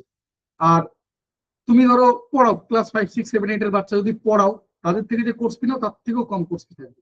আবারও বলছি, তার থেকেও কম কোর্স ফি থাকবে। আমি 9, 10, 11, 12 এর কথা বলছি না, 7, 8, 9, 10 এই 5, 6, 7, 8 এ যারা পড়াও তাদের কথা বলছি। কোয়ালিটি এডুকেশন, তুমি যাদেরকে বড় মনে করো, ব্র্যান্ড মনে করো, বদ্দা মনে করো, ধারে কাছে পৌঁছাতে পারবে না, কথা দিচ্ছি। কমপ্লিট প্রিপারেশন বলতে যা যা বোঝায়, লাইভ ক্লাস, তার record, study material, mock test, practice class, A to Z সবকিছু এর মধ্যে থাকবে। লাইভ ক্লাসে যে দুটো সুবিধা পাবে, এক, লাইভ ক্লাস মানে নতুন ব্যাচে আর কি, নতুন ব্যাচে মাইক্রোফোন খোলার সুযোগ থাকবে। তুমি সরাসরি স্যার বা ম্যাডামকে কোশ্চেন করতে পারবে যে ম্যাডাম আরেকবার রিপিট করুন, ম্যাডাম বুঝতে পারলাম না, ম্যাডাম এটা কেন হলো। আর তোমাকে মেসেজ করে বলতে হবে না, সরাসরি কোশ্চেন করতে পারবে লাইভ ক্লাসে। আর 2 নম্বর, নতুন ব্যাচে সিক্রেট কোড বলে কোনো কিছু থাকবে না। আবারও বলছি, নতুন ব্যাচে সিক্রেট কোড বলে কোনো কিছু থাকবে না। তুমি কোনো কারণে ধরো লাইভ ক্লাস মিস করে গেলে বা করতে পারলে না, তারও রেকর্ড ক্লাস বা স্টাডি মেটেরিয়াল তোমার জন্য থেকে যাবে অক্ষত অবস্থায়, তা নষ্ট হবে না। স্বাধীনভাবে কোনো রকম শর্ত ছাড়াই সেগুলোকে নিজের ইচ্ছা মতো যখন খুশি, যতবার খুশি, যেভাবে খুশি অ্যাক্সেস করতে পারবে। তো আগামীকাল আমি এগুলো একদম লিখিত আকারে তোমাদের সাথে শেয়ার করে দেবো, শুধুমাত্র মুখে বলবো না। নেক্সট যেটা বলার, যে আগামীকাল ক্লাসে আমি সপ্তাহে ক্লাস রুটিন শেয়ার করে দেবো, কোন কোন স্যার ম্যাডাম ক্লাস করাবেন, ক্লাসের টাইমিং, ক্লাসের ডিউরেশন, কোর্সের ডিউরেশন, A to Z লিখিত আকারে শেয়ার করে দেবো। ঠিক আছে, আবারও বলছি, আনলিমিটেড মক টেস্ট সুবিধা থাকবে, কত কি আমি আগামীকাল সবকিছু তোমাদের সাথে একদম লিখিত আকারে শেয়ার করে দেবো। কোন রকম কোনো এরকম থাকবে না যে কন্ডিশন অ্যাপ্লাই, যা কিছু হবে আমি কি পারবো কি কি পারবো না সবকিছু লেখা থাকবে। মানে দুটোই থাকবে, কি কি পারবো কি কি পারবো না, দুটো জায়গায় থাকবে, সবকিছুর মধ্যে শেয়ার করা থাকবে। তো আগামীকাল লাইভ ক্লাস মিস করে কিন্তু সব মিস করে যাবে, গ্রুপে কিন্তু কোনো কিছু শেয়ার করা হবে না। এখনো যতজন স্টুডেন্ট রয়েছে ধরে নাও তার 4/1 স্টুডেন্ট থাকবে, 4/1। অর্থাৎ এমন নয় যে তুমি পেমেন্ট করলেই তুমি অ্যাডমিশন নিতে পারবে। কারণ আগেই বলেছি যে ক্লাস গরুর গোয়াল হবে না, অর্থাৎ লাইভ ক্লাসে তুমি সরাসরি কমিউনিকেট করতে পারবে। আবার বলছি, লিমিটেড স্টুডেন্ট থাকবে, তুমি কোথাও জানতে পারবে না। তুমি WhatsApp channel, Telegram channel, Facebook সব জায়গায় রয়েছে, শুধু নেট বাদ দাও, অন্য কোনো এক্সামের দেখো ভর্তি সংক্রান্ত একটা নোটিফিকেশন পাবে না, একটাও পাবে না, দেখাতে পারবে না আমাকে। আবারও বলছি, এগুলো যা কিছু এই লাইভ ক্লাসের মধ্যে সীমাবদ্ধ থাকবে। অর্থাৎ কালকে যে ক্লাসটা হবে 8টা থেকে মোটামুটি 9টা 15 পর্যন্ত ম্যাথ এবং ডিআই নিয়ে থাকবো। 9টা 15 থেকে নতুন ব্যাচ সম্পর্কে বলবো, 15 মিনিট সময় লাগবে ম্যাক্সিমাম, এবং একদম শেষে আগামীকালকে যে মাস্টার সিক্রেট কোড। তো আবারও বলছি, লাইভ ক্লাস ছাড়া তুমি কোনো কিছু জানতে পারবে না, গ্রুপে কোনো কিছু শেয়ার করা হবে না। তৃতীয় যেটা, আগামীকাল ক্লাসে মাস্টার সিক্রেট কোড শেয়ার করা হবে। এতদিন ধরে সিক্রেট কোড শেয়ার করে এসেছি, আগামীকাল মাস্টার সিক্রেট কোড শেয়ার করা হবে, যার সাহায্যে আগামীকালকের ম্যাথ ডিআই প্লাস প্রথম 2 দিন অর্থাৎ রিজনিং এবং কমিউনিকেশন, এই দুটো ক্লাসেরও রেকর্ডিং বা স্টাডি মেটেরিয়াল শেয়ার করে দেওয়া হবে। রিসার্চ অ্যাপটিটিউড শেয়ার করা হবে না, বা এই যে আজকের ক্লাসটা হলো এটা এর মধ্যে থাকবে না। এই 3 দিনের ক্লাসের রেকর্ডিং এবং স্টাডি মেটেরিয়াল তোমাদের সাথে শেয়ার করা হবে। বলে তাহলে এই মাস্টার সিক্রেট কোড সাহায্যে বিগত 3টে ক্লাসের রেকর্ড এবং স্টাডি মেটেরিয়াল পুরো একসঙ্গে এক জায়গায় পেয়ে যাবে, যারা কোনো কারণে মিস করে গেছো। এই 3টে গুরুত্বপূর্ণ জায়গা একদম মিস করো না। আগামীকাল আবার বলছি, লাইভ ক্লাস ছাড়া কোনো কিছু জানতে পারবে না, তুমি যে গ্রুপে রয়েছো সেখানে জানতে পারবে না। আর হোয়াটসঅ্যাপ চ্যানেল, টেলিগ্রাম চ্যানেল খুঁজে দেখো, একটা মেসেজ দেখাতে পারবে না, একটাও মেসেজ দেখাতে পারবে না। ফেসবুকে দেখো, একটাও মেসেজ দেখাতে পারবে না। আবারও বলছি, এগুলো কিন্তু শুধুমাত্র লাইভ ক্লাসের মধ্যে সীমাবদ্ধ থাকে, লিমিটেড স্টুডেন্ট থাকে, যতগুলো নাম্বার বলবো ঠিক ততজন, তার বেশি অ্যাডমিশন নিতে পারবে না। মানে তুমি পেমেন্ট করলেও তোমার পেমেন্ট রিফান্ড করে দেওয়া হবে, ব্যাচে যতজন বলা হবে ঠিক ততজনই থাকবে। তো অবশ্যই আগামীকাল লাইভ ক্লাস অ্যাটেন্ড করবে। আগামীকাল যেটা বললাম, ম্যাথ ডিআই এর বিস্তারিত আলোচনা, নতুন ব্যাচ সম্পর্কে একদম A to Z জানিয়ে দেবো, নতুন ব্যাচে অ্যাডমিশন প্রসেস কি রয়েছে, কিভাবে অ্যাডমিশন নেবে, কোর্স ফি কি রয়েছে, ক্লাসের সাপ্তাহিক রুটিন কি হবে, কোন কোন স্যার ম্যাডাম ক্লাস নেবেন, ক্লাসের টাইমিং, ক্লাসের ডিউরেশন, কোর্সের ডিউরেশন, A to Z লিখিত আকারে শেয়ার করে দেবো। তৃতীয় যেটা, মাস্টার সিক্রেট কোড, যার সাহায্যে আগামীকাল সহ বিগত 3টে ক্লাসের রেকর্ড এবং স্টাডি মেটেরিয়াল একসঙ্গে এক জায়গায় পেয়ে যাবে। কোডে চলে গেলাম, শুধুমাত্র টাইপ করে পাঠাবে। আজকের যে টিচিং অ্যাপটিটিউডের জন্য কোন রকম স্ক্রিনশট বা ছবি তুলে পাঠাবে না, অর্থাৎ ইমেজ পাঠাবে না, শুধুমাত্র হোয়াটসঅ্যাপ করবে। নিচে যে মোবাইল নাম্বার দেওয়া রয়েছে সিক্রেট কোড, যেটা আগামীকাল কিন্তু একটা মাস্টার সিক্রেট কোড থাকবে, কিছুটা পার্থক্য থাকবে। প্রথম কথা বলে রেখে, আজকের কোড হচ্ছে স্কাই ইজ দ্য লিমিট। আবারও বলছি, যে কথাগুলো বলছি এটা প্রতিদিন তোমার বলা উচিত 2-4 বার করে, আমি তোমার দিয়ে একবার মাত্র লিখিয়ে নিচ্ছি। আর নাম্বারটা সেম আছে, আগামীকালের নাম্বারটা কিন্তু পাল্টে যাবে। নাম্বারটা হচ্ছে 6291515800, 6291515800। শুধুমাত্র এই নাম্বারে কোডটা শেয়ার করে রাখবে, টাইপ করবে স্কাই ইজ দা লিমিট। কতগুলো লেটার রয়েছে, 3, 2, 5 আর 3, 8, 5, 13টা লেটার বা ক্যারেক্টার রয়েছে। শুধু এটুকু টাইপ করে পাঠাও। প্রত্যেকটা কোড একটু মনে করার চেষ্টা করো, টার্গেট জিআরএফ, তারপরে বলেছিলাম স্মার্ট হার্ডওয়ার্ক, তারপরে কি বলেছিলাম আই অ্যাম দা বেস্ট, আজ কি বললাম স্কাই ইজ দা লিমিট। যেগুলো তোমার রিপিটেডলি রেগুলার বলা উচিত। আমি তোমার থেকে মাত্র একবার লিখে নিচ্ছি, আমি এতটুকুই করতে পারি, এর বাইরে আমার ক্ষমতা নেই। তো অবশ্যই এইটুকু শুধু লিখে পাঠিয়ে রাখো, কোন রকম এক্সট্রা মেসেজ করার দরকার নেই, কোন এক্সট্রা কিছু লেখার দরকার, শুধু পাঠিয়ে রেখে দাও, তোমার কাছে যাবেই, যত সময় হোক তোমার কাছে পৌঁছে যাবেই। 6291515880 শুধুমাত্র এই নাম্বারে সিক্রেট কোড পাঠাবে, অন্য কোনো নাম্বারে সিক্রেট কোড পাঠাবে না। কোড হচ্ছে স্কাই ইজ দ্য লিমিট 6291515880। আশা করি সবাই কোড পেয়ে গেছো। বারবার বলবো যে যাদের দরকার রয়েছে, যারা প্রকৃত অর্থে প্রিপারেশন নিতে চাইছো, যাদের মনে হচ্ছে একটা কম্বাইন্ড প্রিপারেশনের দরকার রয়েছে, আগামীকাল অ্যাটলিস্ট লাইভ ক্লাস মিস করো না, তাহলে তুমি সবকিছু মিস করে যাবে, গ্রুপে কোনো কিছু জানতে পারবে না। বারবার বলছি এই জায়গাটা, যে গ্রুপে কোনো কিছু জানতে পারবে না, গ্রুপে কোনো কিছু শেয়ার করা হবে না, কোনো অবস্থাতে কিন্তু গ্রুপে জানতে পারবে না, বা ইন্ডিভিজুয়ালি মেসেজ বা ফোন করেও কেউ জানতে পারবে না। এই জায়গাটা মাথায় রেখো, কারণ লিমিটেড স্টুডেন্ট থাকবে যা আগামীকাল ক্লাসের মধ্যে দেখবে কমপ্লিট হয়ে গেছে, গ্রুপেও কোনো কিছু যাচ্ছে না। তো এই জায়গাটা মাথায় রেখো, অবশ্যই লাইভ ক্লাস অ্যাটেন্ড করো। বারবার বলবো যে 1.5 ঘন্টা ক্লাস করার জন্য মোবাইলের ডেটা বাঁচে, একদম মাপা 1.5 ঘন্টা ক্লাস থাকবে। 8টা থেকে 9টা 15 ম্যাথ এবং ডিআই থাকবে। 9টা 15-র পর নতুন ব্যাচ নিয়ে বলবো, 9টা 15 থেকে 9:30, এবং একদম শেষে 9:30টার সময় মাস্টার সিক্রেট কোড। ঠিক এতটুকুই থাকবে আগামীকালকের ক্লাসের মূল জায়গা, এর বাইরে আর অন্য কোনো কিছু থাকবে না। ঠিক এতটুকুই জায়গা থাকবে আগামীকাল ক্লাস। অবশ্যই লাইভ ক্লাস অ্যাটেন্ড করো। বারবার বলছি, লাইভ ক্লাস অ্যাটেন্ড না করলে তুমি কোনো কিছু জানতে পারবে না, গ্রুপে কোনো কিছু শেয়ার করা হবে না।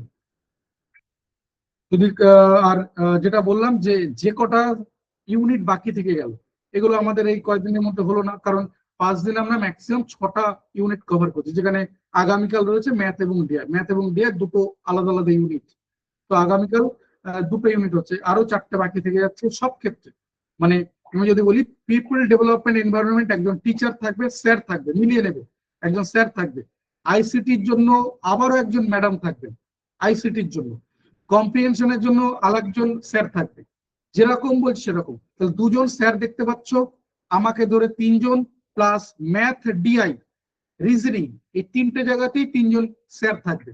ম্যাডাম হচ্ছে রিসার্চ অ্যাপটিটিউড, টিচিং অ্যাপটিটিউড, দেন আইসিটি, দেন একদম প্রথম দিনের ক্লাসে মানে দ্বিতীয় দিনের ক্লাসে কমিউনিকেশন, এগুলো ম্যাডাম থাকবে। আবারও বলছি, সাবজেক্ট ওয়াইজ আলাদা ফ্যাকাল্টি থাকবে।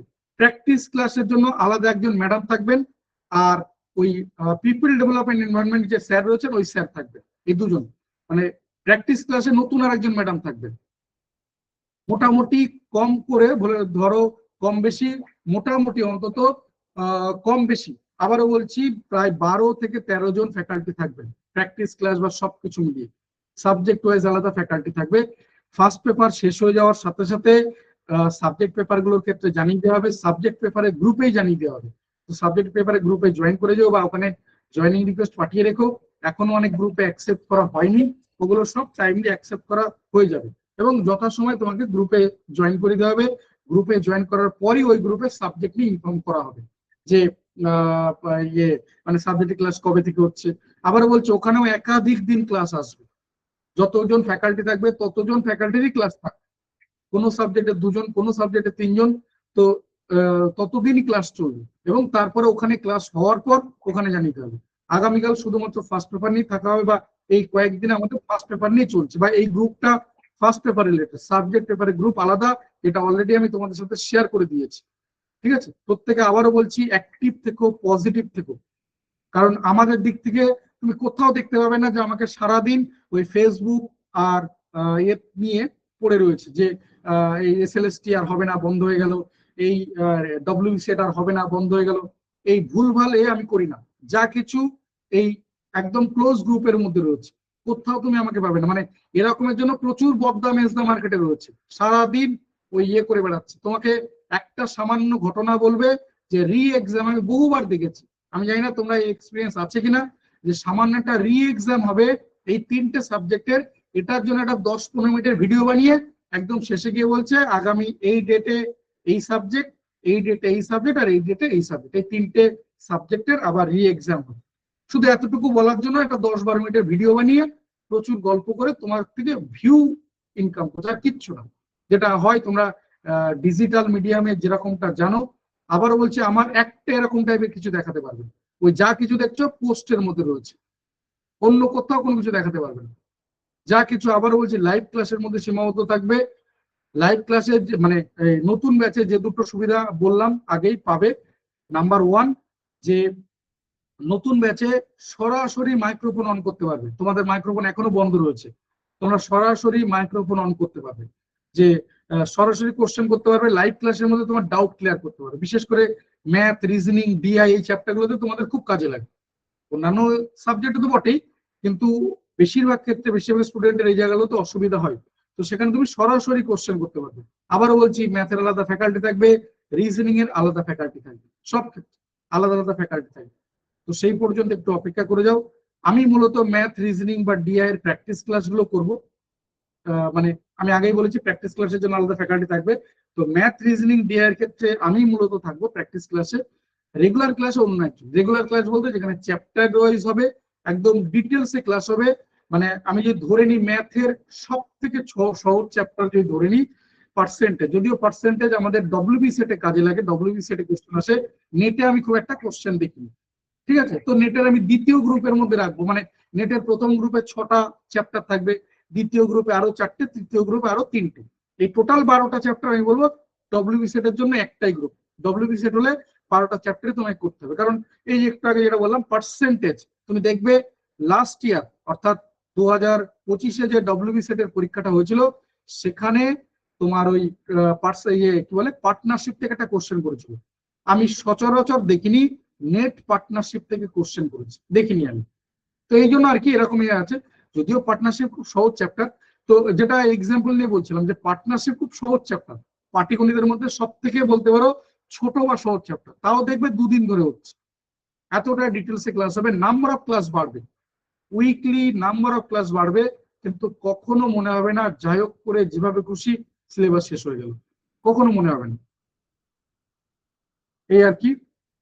তো অবশ্যই আগামীকাল লাইভ ক্লাস অ্যাটেন্ড করো। আর সবাইকে বলবো যে একটু অ্যাক্টিভ থেকো, পজিটিভ থেকো। তোমরা এনাফ ম্যাচিওর, কয়েকটা কথা জাস্ট ধরিয়ে দিলে তোমরা মোটামুটি বুঝতে পারো, আলাদা করে খুব বিরাট কিছু বলার দরকার নেই। এখনো যতজন স্টুডেন্ট রয়েছে, আবারও বলছি প্রায় অর্ধেক, হয়তো পুরো অর্ধেক না, প্রায় অর্ধেক বা এতজন স্টুডেন্ট থাকবে না, এক কথা যদি বলি এতজন স্টুডেন্টও কিন্তু নতুন ব্যাচে থাকবে না। তাই বারবার বলবো লাইভ ক্লাস অ্যাটেন্ড করো, লাইভ ক্লাস ছাড়া কিচ্ছু জানতে পারবে না, কিচ্ছু জানতে পারবে না। গ্রুপে কোনো কিছু শেয়ার করা হবে না, বা অন্যান্য জায়গাতে দেখে নিয়েছো কোথাও কোনো কিছু শেয়ার করা হয় না। এই সংক্রান্ত অ্যাডমিশন সংক্রান্ত, কোর্স ফি সংক্রান্ত কিচ্ছু জানতে পারবে না। প্রত্যেকে ভালো থেকো, সাবধানে থেকো, সুস্থ থেকো। আগামীকাল ঠিক রাত 8টায় দেখা হচ্ছে, আমি নিজে থাকবো আগামীকাল ক্লাসে। প্রত্যেকে অ্যাক্টিভ থেকো। তোমাদের সাথে দেখবে অনেকবার করে আমি WhatsApp channel, Telegram channel link share করেছি, প্রচুর ইনফরমেশন পেয়ে যাবে। আজকে বোধহয় আমি ফেসবুক পেজের লিঙ্ক শেয়ার করেছি, ফেসবুক গ্রুপ, ওখান থেকেও প্রচুর ইনফরমেশন পেয়ে যাবে। এমন না যে শুধু নেটের কাজে লাগবে, অন্যান্য এক্সামের ক্ষেত্রেও কাজে লাগে, যেহেতু অন্যান্য এক্সামের তোমরা দেখেছো আমি ফিডব্যাকের জন্য অন্যান্য এক্সামের লিঙ্ক শেয়ার করি তোমাদের সাথে। তো এই আর কি। চলো সাবধানে থেকো, সবাই ভালো থেকো। আগামীকাল ঠিক রাত 8টায় দেখা হচ্ছে, আমি নিজে থাকবো আগামীকাল তোমাদের ক্লাসে। থ্যাংক ইউ সবাইকে, সবাই খুব ভালো থেকো, সাবধানে থেকো, সুস্থ থেকো। Good night.